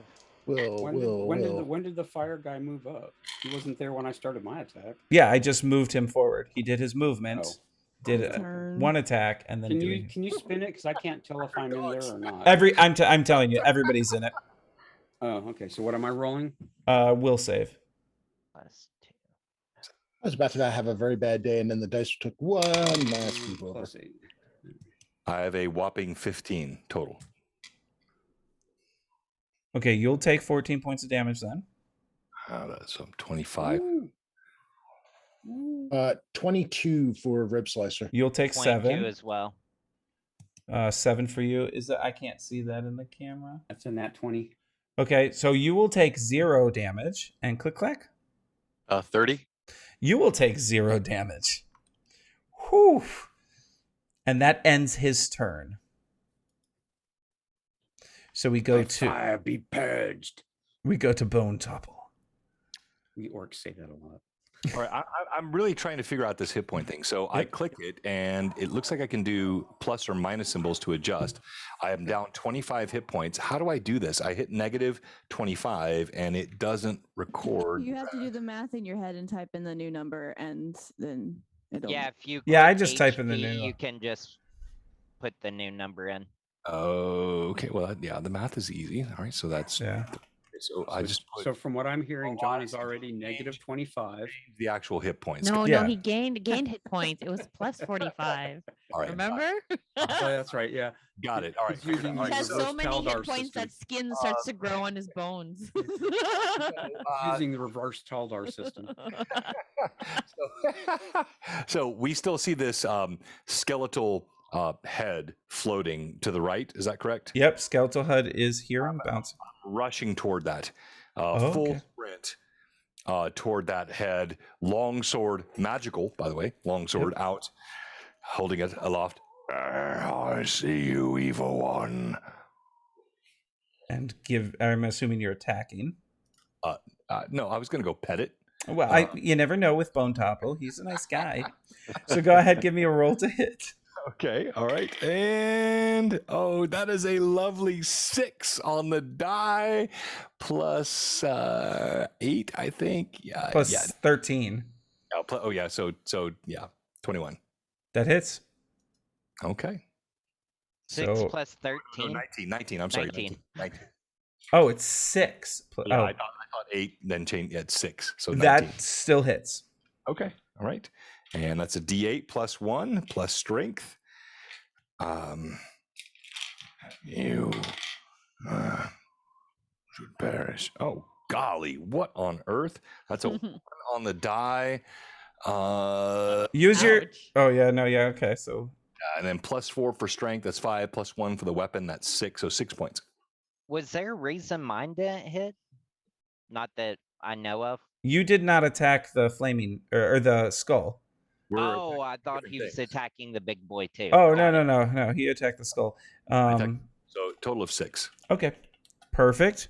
And you have one more that you can do? So I can attack again? Yeah. Then I shall. Give me a roll. Oh, that definitely hits. So that's 10 on the die. No, there's a minus 5 on the second attack. Correct. So it's 23 All right. minus 5, All right. which would be So 18, and that So does not 18. hit. Does not hit. All right. Second blow misses. Good. And then we finish with Rib Slicer. Can I step up to the woman Yes, you can. Done. He somewhat splintered, definitely smoldering, but sparks of bluish glowing energy appear in his eye sockets as he says, "My turn." Raises the blade, which is also crackling with electrical energy, as he attacks, trying to do sudden bolt along with his attack. Perfect. Roll me to hit. You're using spell strike, right? Yeah. Yeah. That is 17 plus 11. That's a 28. That's a 28. That will hit. Barely. So, Right, so then you're gonna roll all of your damage. So let's start off with. Give me 1d12 plus 4. Mm-hmm. That is 12. Okay, and now give me 4d12. 4d12. So It's if not he very rolls often that I all get to his roll damage 4 right now, will d12s he at be the out of same time. damage for the other stuff?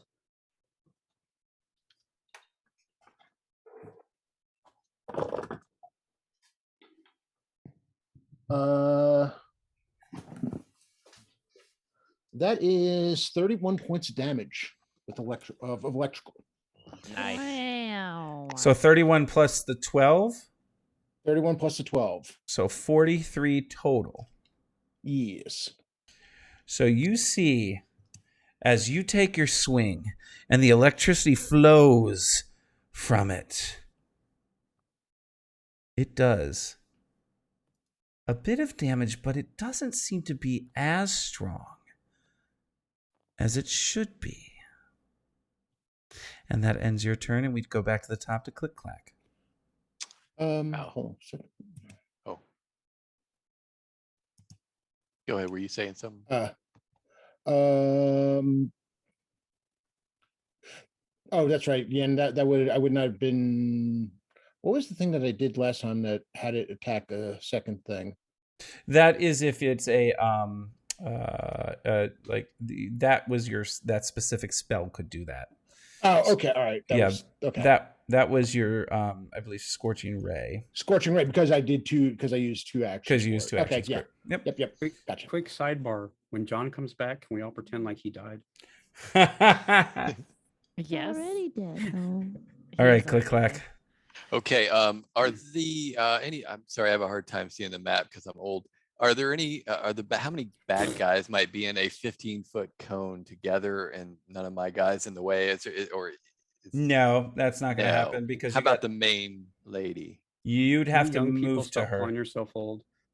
Okay, I'd like to do that. Okay, so I'm going to give you that movement there. And so, who would I have now in that? You want a 15-foot cone without. Let me see. You might be able to get. Oops, I didn't mean to grab you. Damn it, yes, you can get just 2. getting ready to take a You can drink. get 2 with a 15-foot cone. Okay, so that's move, and then I'll use my 2-action bone spray, and I'm going to do that heightened, so it would be 3 die 10 altogether. I'll have to roll. I'll do 2 die 10 as a digital, and I'll have to do an extra one. Okay. After, and you said it's a reflex save? Yes. Okay. I got a total of 10 on the first. And 4. So if it hits, it'd be a 14. It'll hit both of them. Ooh. And the total amount is 14? Yes, plus 2 persistent bleeds. Okay. So they did one saved, so she did not save. So you said 14.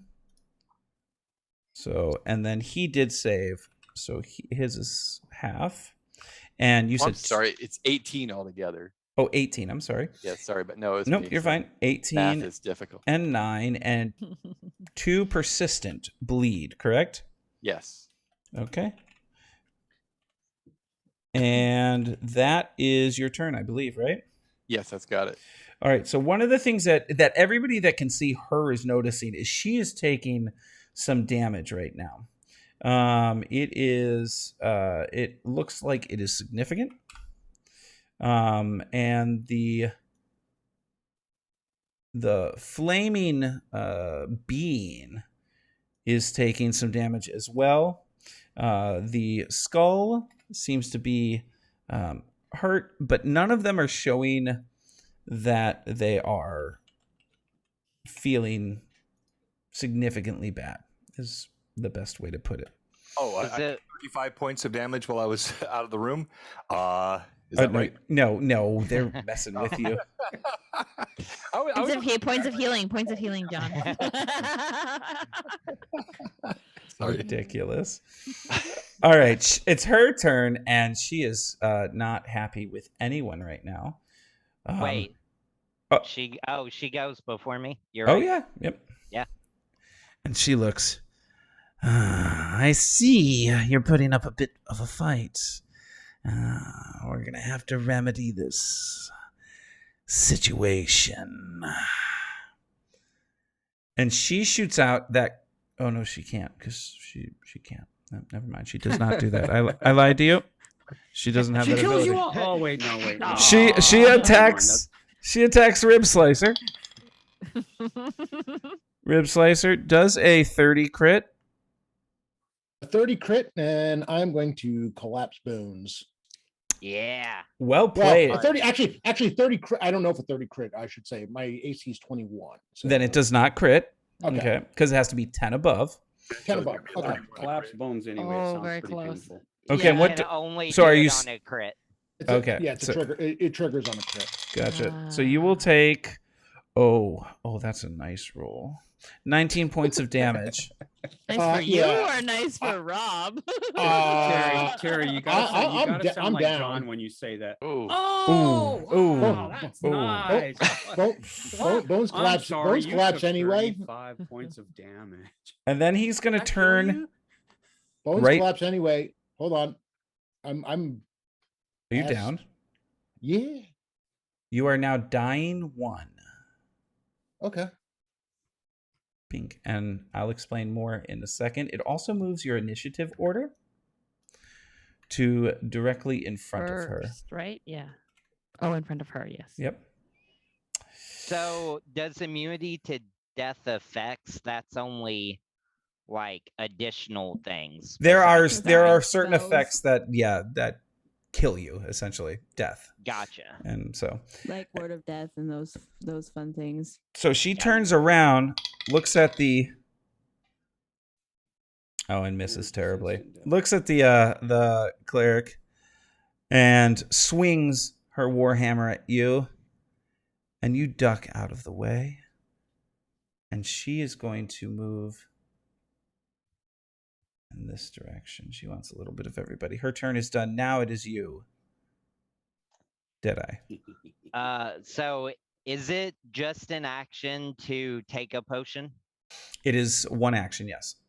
Okay, so Deadeye had dove behind the barrels and taken cover, pops the cork, knows he doesn't have to like down the oil, but does it anyways. Okay. And uses, so it coats. So you see him. He coats the inside. Okay, I like it. I'm using the lesser oil of life, so 2d8 plus 5. That's not a d8. 6 plus 2, so 8 plus 5, 13. 13 points of healing. Okay. So 25, 35. Cool. So that was action 1. Action 2, he's gonna pop up and do covering fire. Okay.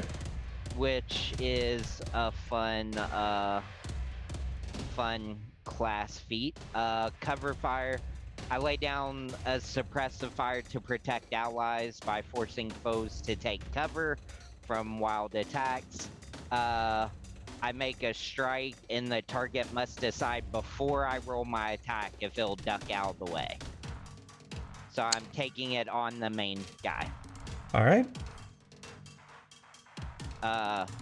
so I don't know if he ducks or not. Where but is that on your thing? I'm looking for it. It's under class feats. Thank you. Frequency once per round, you're wielding a loaded firearm or crossbow. It's one of the ones highlighted in white under class feats. So I'm assuming that meant I had it. If you click gun, or not gunslinger, if you click class feat. Oh, no, that changes your class feat. Your class feat was the one that was there. Oh, only sword and pistol is my only class feat. Yes. So I don't have hit the dirt or fire or anything like that. I was about to say, Good to know. Yeah. Awesome. All right. Just kidding then. Okay. Got it. I thought the white ones were all the ones I did have. No. Cool. Okay, just kidding. I'm just going to shoot him in his face. I'll walk through this too. It's super. Yeah. No. When in doubt, shoot him in the face. I'm just going to pop up and shoot him in his face then. All right. That's a 19 on the die plus, what is shoot him in the face? Plus 13. So yes, that will hit. So, I don't even know what that math is. You're using your... I'm assuming you're using my your dueling pistol. And it is magic, so... Yep, it's 1d... 23, 32 to hit. 32 will hit, so it's 1d6 plus 1. Cool. 1d6, that's not a d6. That is... God, 3, so plus 1, 4. All right, 4 points of damage. I can't roll good damage. And you have one more that you can do. I'm going to take cover again and duck back behind the barrels. All right, you are hidden once again.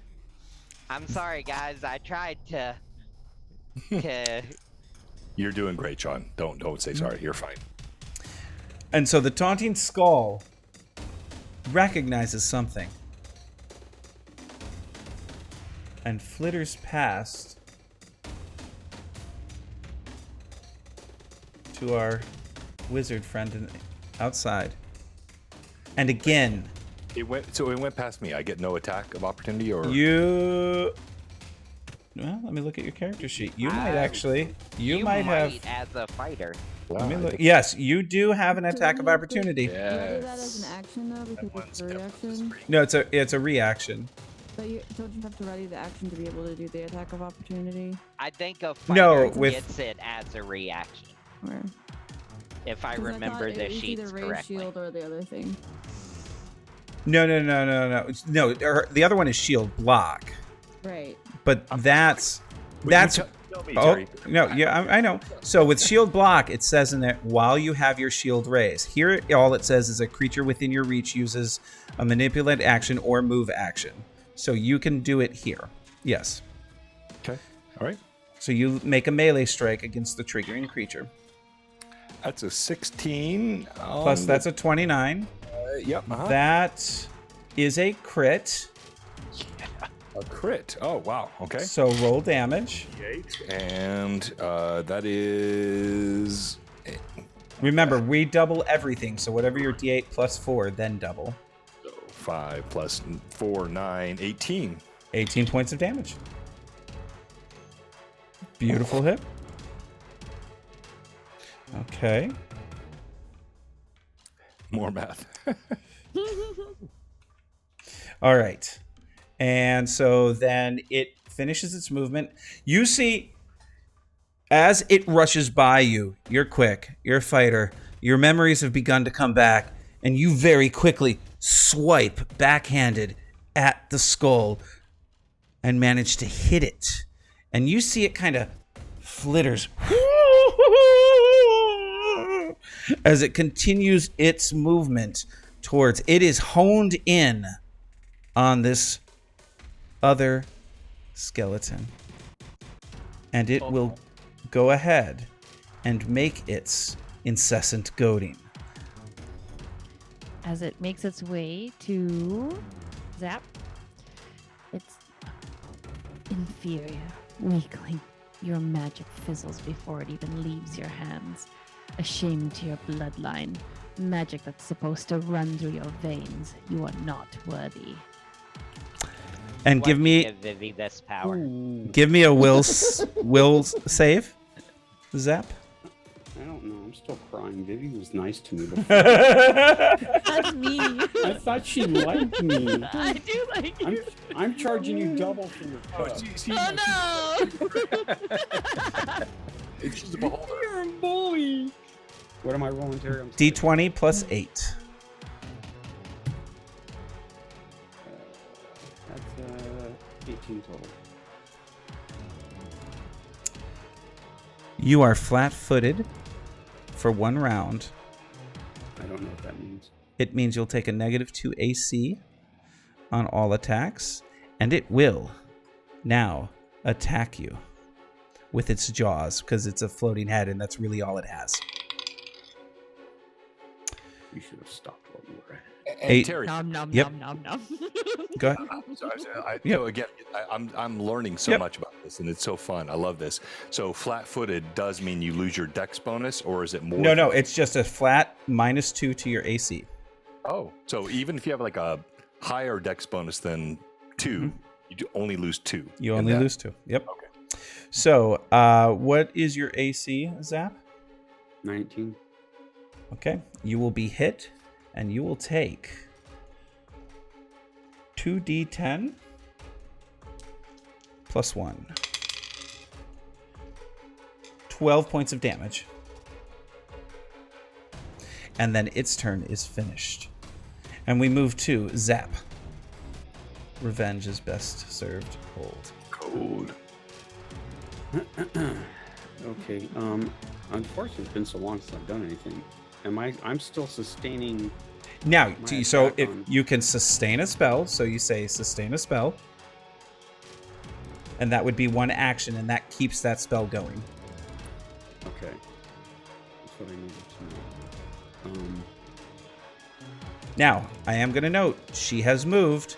Your friends are now in the area around her. You may not want to sustain the spell. If I recall correctly, aren't they doing some pretty serious damage to her? Or... Oh, yeah. She's... Yes. I'm gonna basically see that they've gotten a handle on her for right now, and I'm gonna go ahead and drop that. Okay. And I am going to... Where did it go?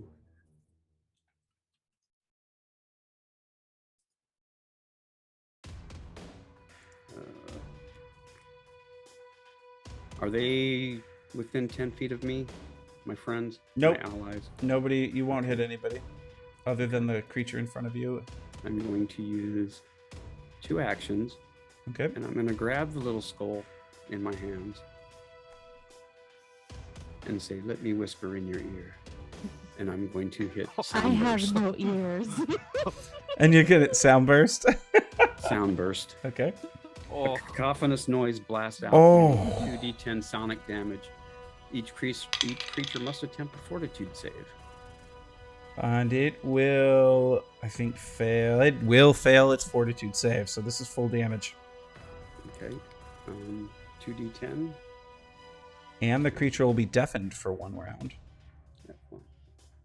Then I'll just shout its insult.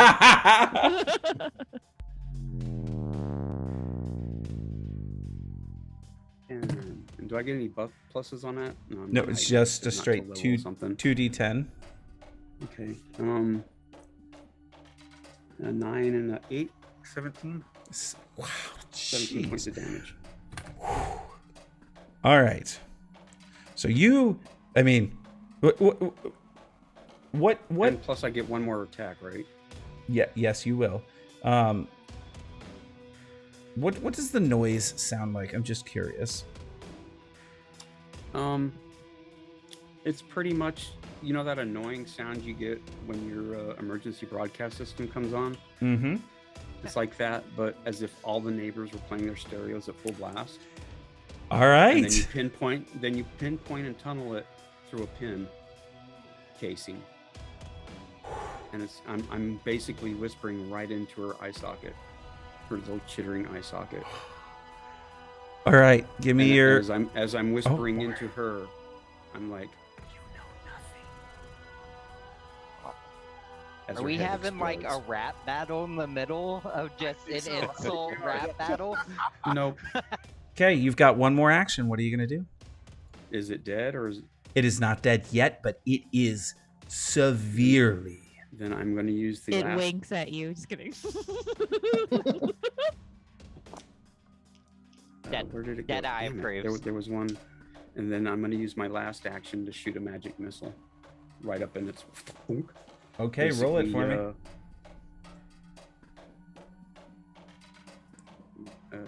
1d4. Okay. Plus 1. Where'd my d4? There's hard dice to pick up. Come here! Thank you. Yay! That's a whole 2 points of damage. Describe it. Yes. As I scream into her eye socket, you know nothing. I feel the surface of her bones just starting to shimmer and shake, and cracks starts creaking all over. And as she sits there and looks at me, kind of in that whole, you can tell she's doing that uh-oh kind of look. I take my other hand and just put it right at the base of her skull and shoot a magic missile right through the top. And she just poofs into powder. And down goes the skull. And she gets a 10% discount on her coffee. And immediately flooding into your mind as the skull goes down was this skull was once your rival. Moving on to Combusted. Seeing what Where'd was... you get fries? Combusted Oh will move out to you. I want French fries. And will make an attack. See your fries and raise you some Doritos. Does a... No, a 15 does not hit you, Zap. Buggery boo. But he will finish with his Blazing Howl. Which the... Oh... Actually, he's going to hit a couple of y'all again. How far? This is a... No, 15-foot emanation. So everybody except for Click Clack. Please give me a will save. Do I make a will save as a as a being on the ground? I'll come back to you in a second. Everybody else, make a will save. 20. Total of 15. 7 plus 8, 15. Okay. John, you'll take 21 points of damage. What did you roll, Zap? You're muted. 28. You will take 10 points of damage. Ow. And Deadeye? Natural 20 for a 28. You'll take no damage. And Rib Slicer, you are at dying 2. Thank you, the red skills, for the raid of 4. And now we go to Bone Topple. A man down next to you. Someone that knows you in front of you. What do you do?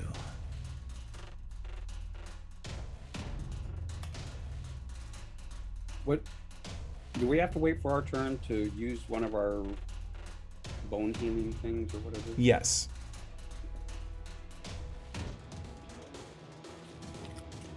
Can we only use one per turn, or You're talking about the Oil of Unlife? the lesser minor? Oh yeah, you can drink it. If you have 3 actions, you can drink 3 of them if you want. Because each one is a interaction. John? So the skull Yep. is in what condition now? It's dead. It shattered, done, Yes. broke apart. I will then, my first action, call out to Iomade again. I know you're there. I don't know what you once were to me, but I sense you are real, and I beg for your aid. And then I will turn toward the next enemy, which is hard to see on the screen right now. I get. So here you go. Here, I'm going to give you... So this is one. This is Yes. you. Okay. And then this way back here is the other. All right. So I'll turn toward him as I call toward Iomade, and I will raise my long sword. And my first action was calling to my god. My second 2 actions will be 2 attacks, if that's correct. And you're attacking this one that you're right next to, or are you moving over to this one? No, the one I'm right next to. Okay, just a note. As you call to your god, you look to the sky, and it appears brass.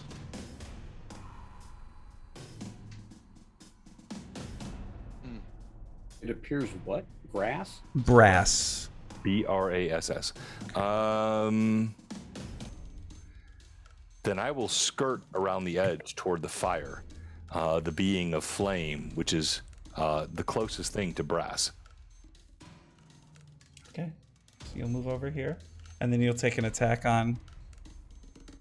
Okay, give me an attack roll.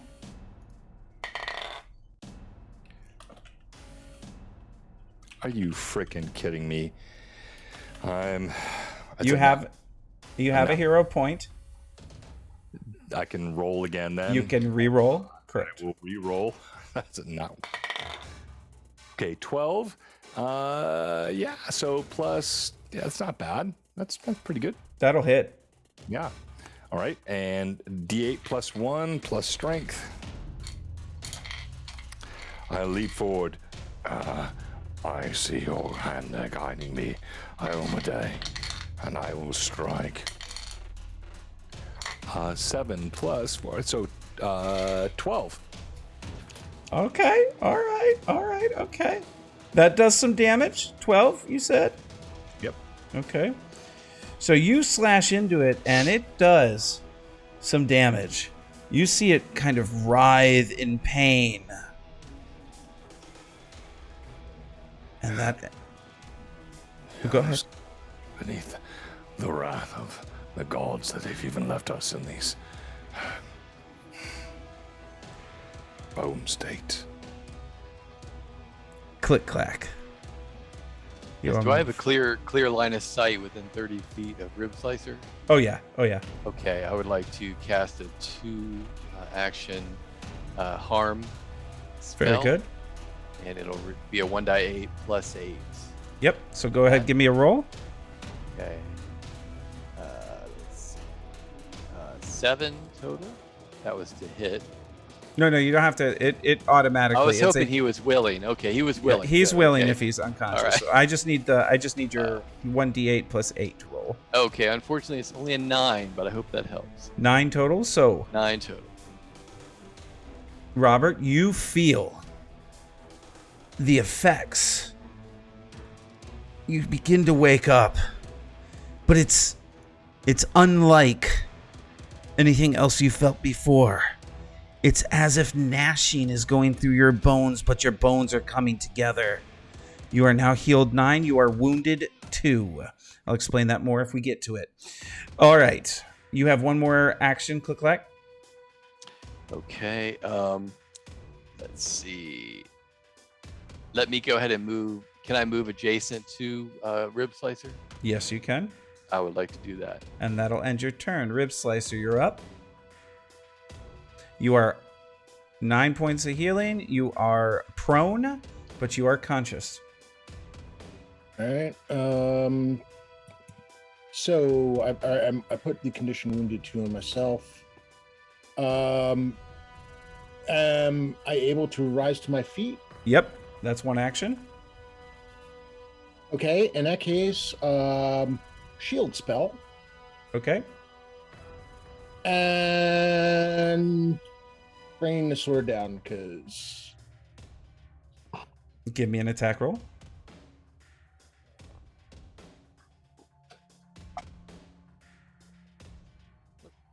And on the other dice, that is not good.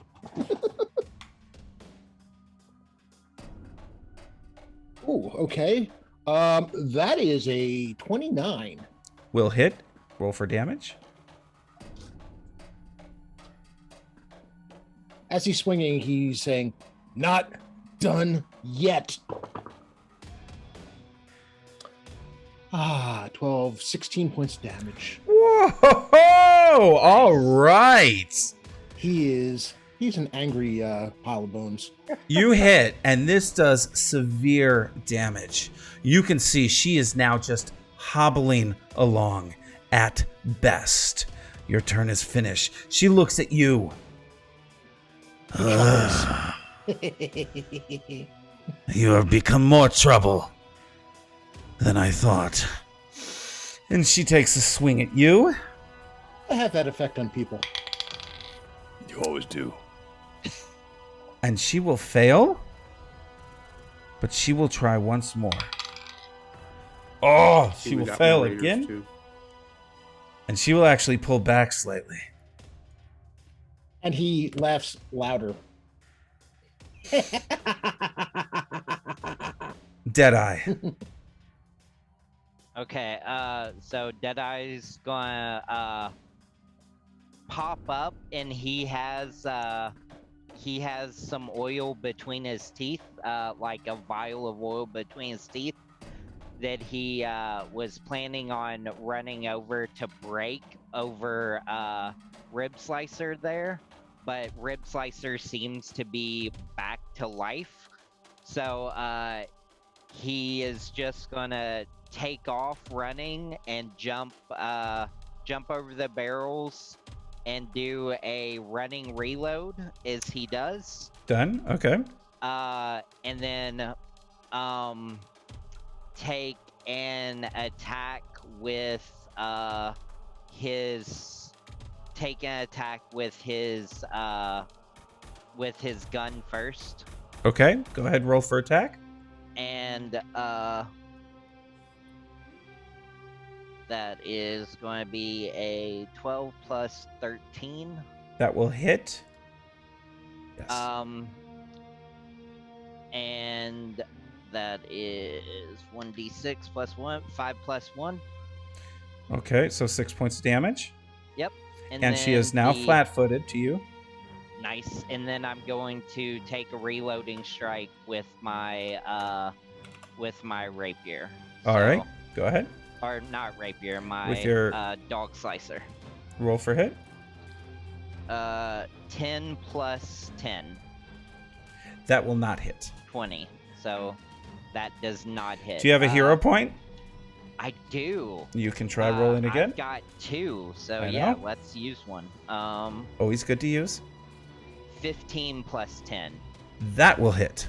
Nice. Yeah, so it's 1d6 plus 3. 6. So 9 that's total? 9 total Nice. slashing damage. So I'm just going to stick it through its eye socket for a second. Take my hand off my thing to reload my gun real fast, and then rip it back out of his eye socket and stand there ready. So you do all this. And that's my turn. And this takes her. She drops to a knee. Who did the persistent bleed damage? Who did the spell with persistent bleed? Scott. She drops down to the ground. And then you see she begins to raise her sword up, ready to continue the fight, and falls face down, ending her life. The shield clatters. In that instance, the combusted hears it. Immediately does another howl. Does another howl. Could have just got out again, but she does, or he does it. Because I can't get it to do it without getting out. I can help if you like. And the explosion, this hits everyone.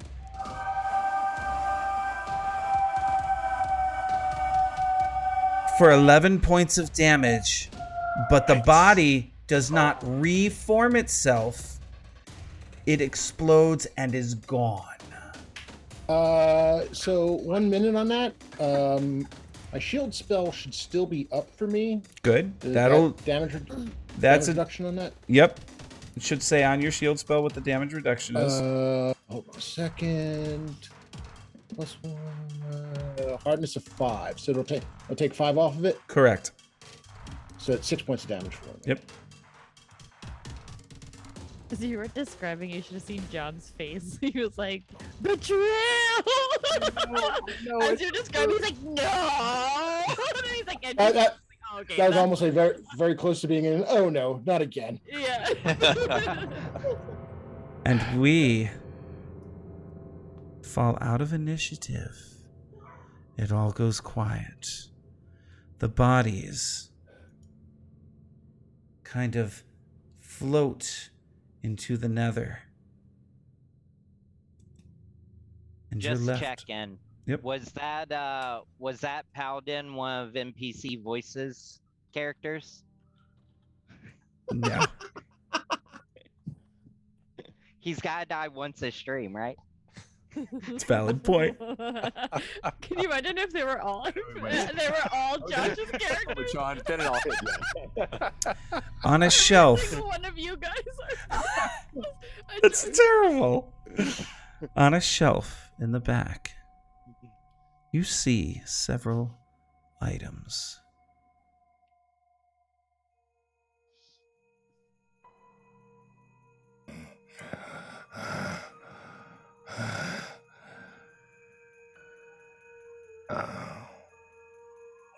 What's you, cleric? I trust you above all.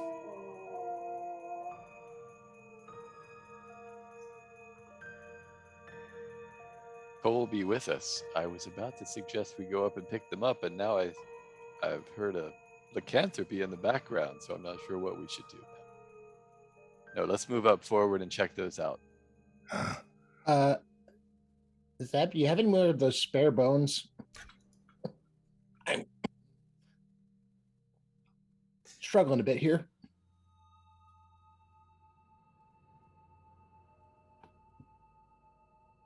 What do we see? You talking to me or did I? Yeah, he's talking to Deadeye, I think. Sorry, I didn't hear what you said. What? Have any more of those spare bones? I think I could use a few being replaced. I do, but for right now, and he just breaks the oil that's between his teeth and just like shakes it like a dog shaking out like water just all over his face. So that'll just be 1d8 of healing for now. Okay. Oh, wait, I don't have to swallow anything. No, you don't have to swallow. Nope. As we approach the items, do we recognize them? As you approach, Cautiously. there are 5 items. Bone Topple, who as well heard his name Edmund Astor declare the third. Yes. Child of Iomade. Yes. Sits a holy symbol of Iomade. The memories come back. Your training as a paladin of Iomade. The numerous undeads that you vanquished from these lands. I did. How have I come to this state? And the memories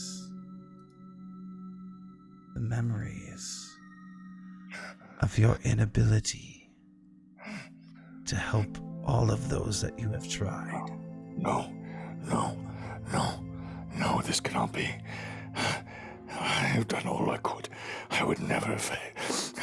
I would never fail in this way. No, it cannot be true. It cannot be true. And then you hear it inside your skull. A whispering. You have abandoned your allies. You are no longer welcome amongst my ranks. You have forsaken me, and you have turned a blind eye to your duty. I would never. Go. You are banished. I would never. I would never. I would never. And Iomede's voice leaves you.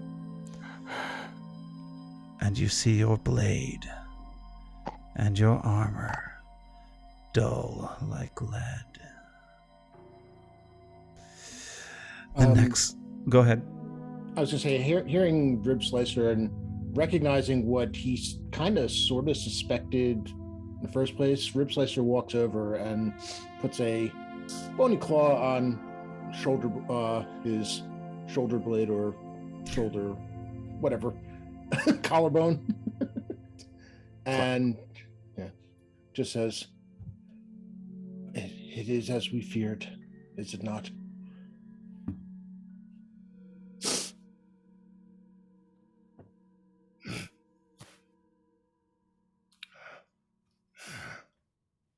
And once brushed off, Rib Slicer notices the locket. And the memories come flooding back. It cannot be. It cannot be. I would never have. It's a lie. It's a lie.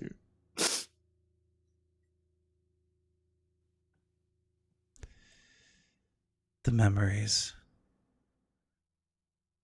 of Rib Slicer, not known as Rib Slicer, but as Bardul Stonebreaker,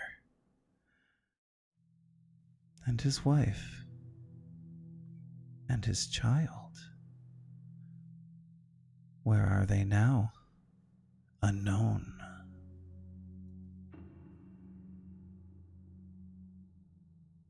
As Click-Clack walks closer, a book of coals,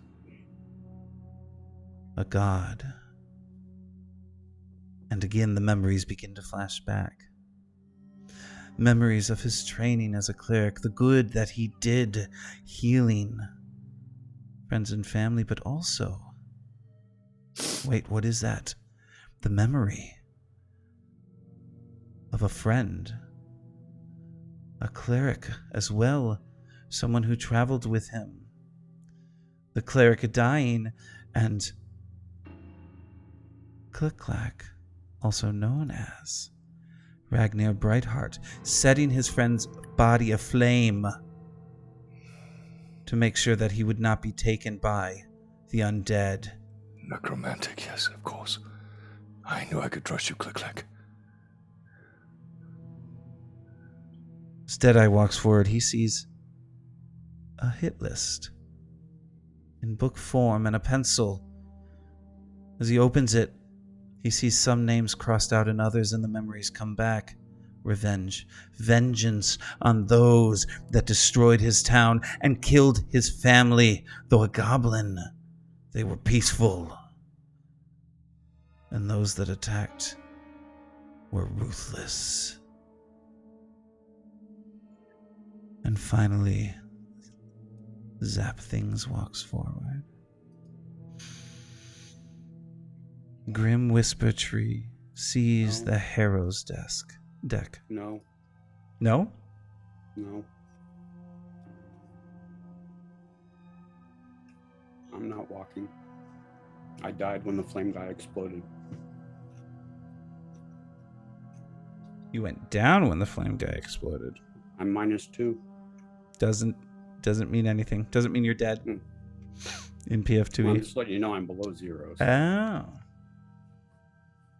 I'm not walking anywhere. Would anybody be willing to heal him with some oil of unlife? I would indeed. For the sake of the story, let's say that happened. Yes. Okay, good. Well, I was waiting for my turn so I could use my 3 vials. But I did not know you went down. I apologize. Yeah, I didn't know you went would've down. done As you all walk away from his dead body. No shade on Pat, but for the sake of the story, we dribbled a little bit of oil on him, and he. I thought I used it on Pat. I have another one. No, you used it on Rob.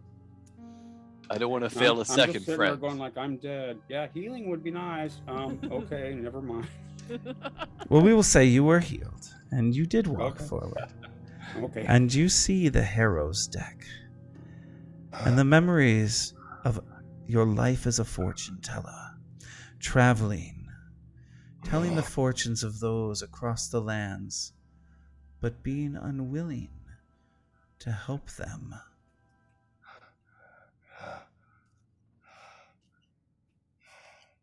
Each of you has something to do or something to find, but Our penance runs deep. It would The seem. good. I was gonna say, what do you call it? Rib Slicer has his head bowed because he kind of suspected that he had failed him, but because he'd already given up hope or he had assumed that something had already befallen them. The fact that there is yet a chance, he kind of straightens up a bit actually, because they're not, as far as he knows, they're not dead yet. So he makes a sound as if he's sniffling, even though he has no nose or sinuses. Or tear ducts. And turns, puts his blade away and just kind of walks off and moves to a corner and puts some oil on himself. Zap Grim would reach out and pick up the deck of tarot cards, and he would stare at them. All my life, I saw the fortunes of others, and I chose not to act. And yet, I saw not my own fortune. It is as I said before, we were here for a purpose. Perhaps that purpose is to reach a goal of absolution, so that we may rest. And he walks out the door.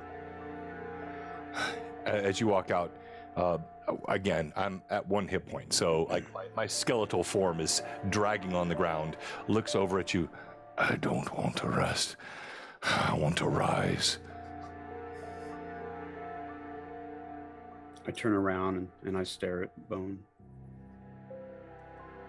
Rise if you will, but the path is laid before you, in which direction you take, as it was laid before all of us when we awoke in that massacre. I think now we all know why we are like we are. We must go our own ways, follow our own paths. I, for one, will willingly walk it alone, but I will not dissuade any company if any wish to follow. I turn around and I keep walking.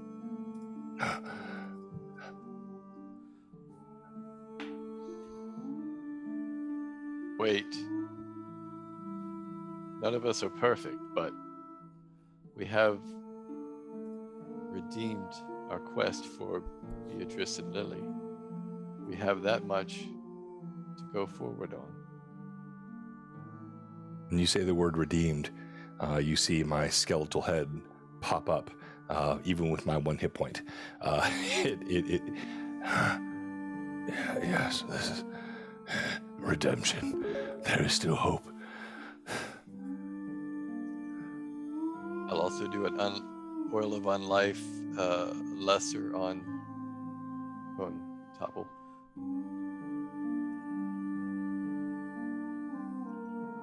As I reach the stairs, heading back towards the battlefield, I will turn around and look at the group and say, as I said, I will not dissuade any company.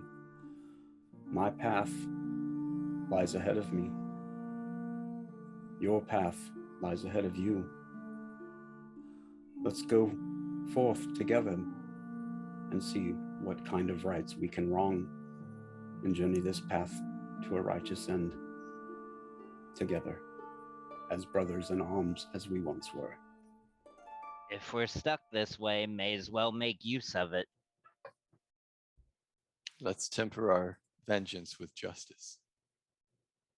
I say vengeance need not be a word we even Nah, there'll definitely be vengeance. And Deadeye picks up his dice and blows it off. Puts it back in his eye. Rip Slicer looks over and says, "Well then, there's work to be done, brothers. Shall we?"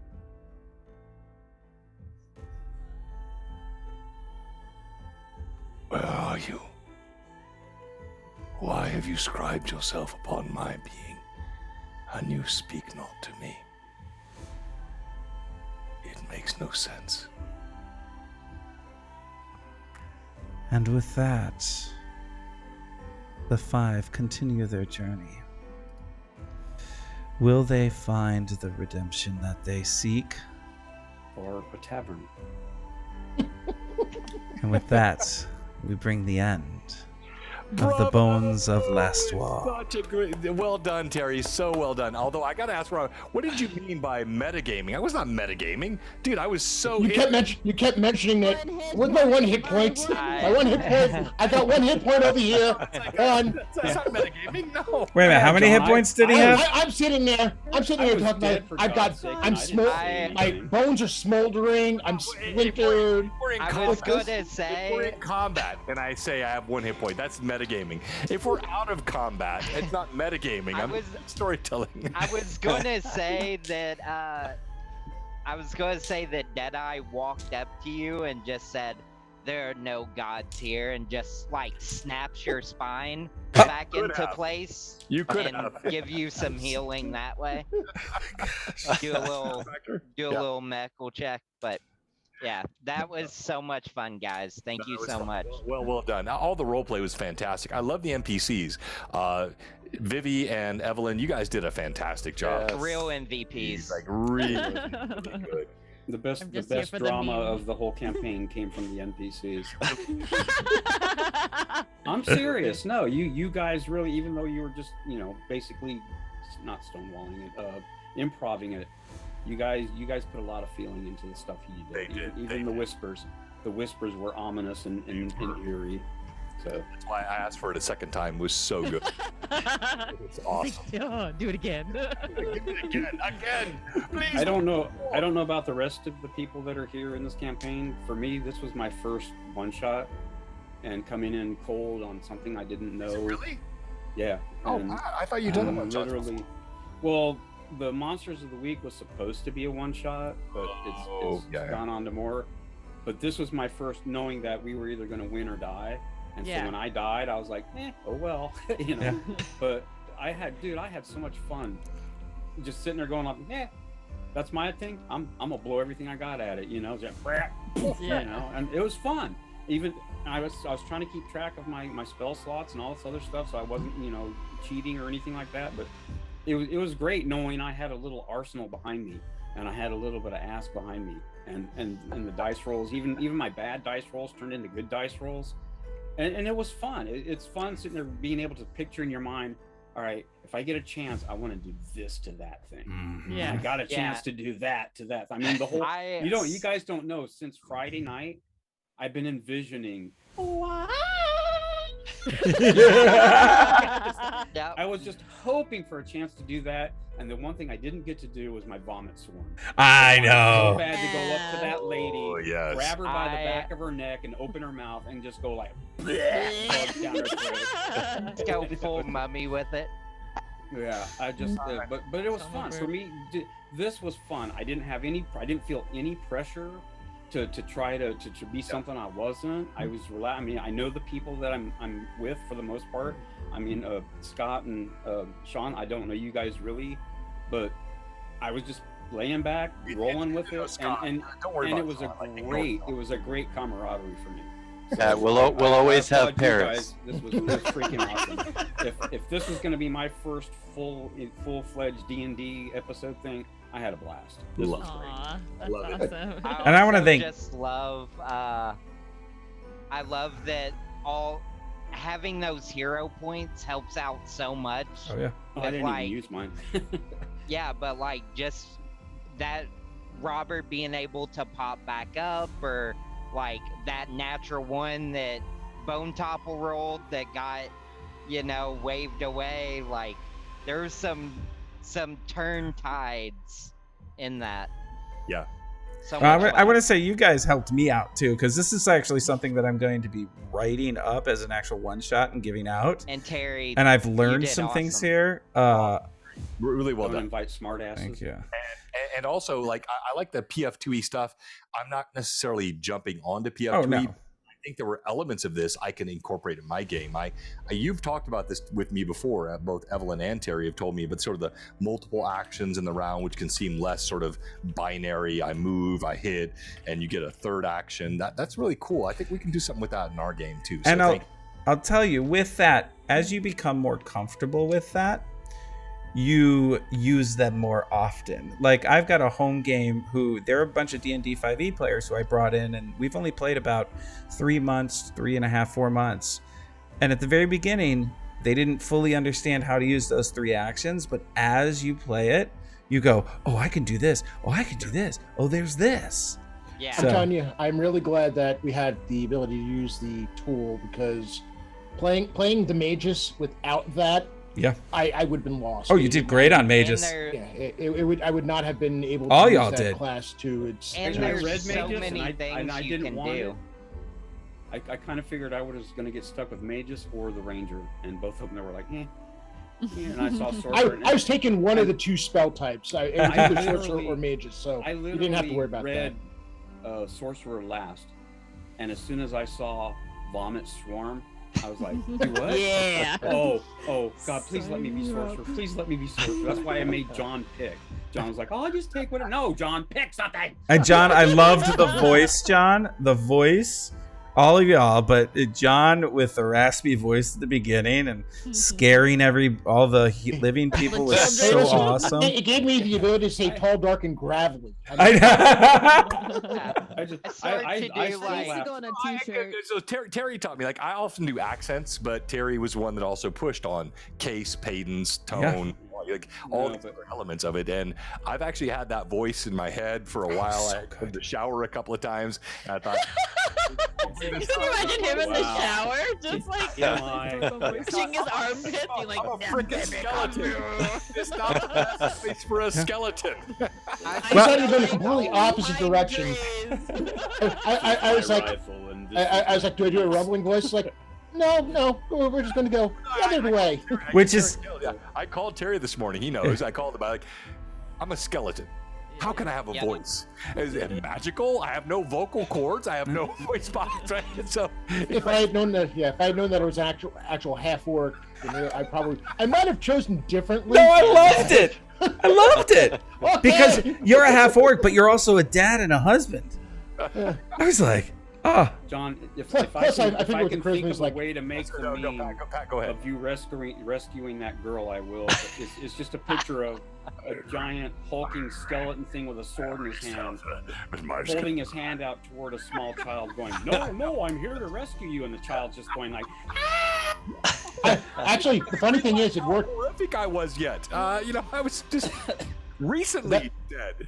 The funny thing is, it turned out that it worked perfectly. That I decided to, wave hi to the child because, Dad, he's a dad. It worked out great. I had no idea, but yeah, hey. Yeah. All right, I literally have to go, but man, Terry, so much fun. Thank you everyone for joining us today on Blue Box and all the chat and all the support on the stream and all the players. And I do have to give the MVP to the NPCs. We're the real MVPs. Vivi and Evelyn, you guys crushed it today. Could you give us that, please, and one more time before we go? Could you please do that one more time? I just want to point out I was part of the whispers too. So creepy. I want to hear it one more time. John's you should just soundbite that for when you need it for stream and stuff like that. You ready, Phoebe? For you. Yeah. All right. I'm ready. And you step into the space, and this is what you hear. Help us. There's no time. It's so dark. So dark. I don't understand. We did everything we can. You were supposed to guide us to the water. You were supposed to lead us. We were supposed to... Mommy, there's so many skeletons. I don't know what to do. Mommy, no, Mommy. Bravo! stinking good. Wow. All right. If you don't love that, you don't love D&D. Thanks, everyone. We will raid into somebody. Somebody tell me who to raid into. I don't know. No one's live that I can tell. I've got nobody online either. Yeah, I've got nobody either. Let me try. Hang on here. How crazy. Yeah, Sundays aren't usually that active for me. It was. Hey, Blue Box is streaming. Let's raid into Blue Box. Yeah. Blue Box. I've got like Straight- 5. Blue Box is streaming Pathfinder. Yeah, we are. Yeah. That is you, Patsy.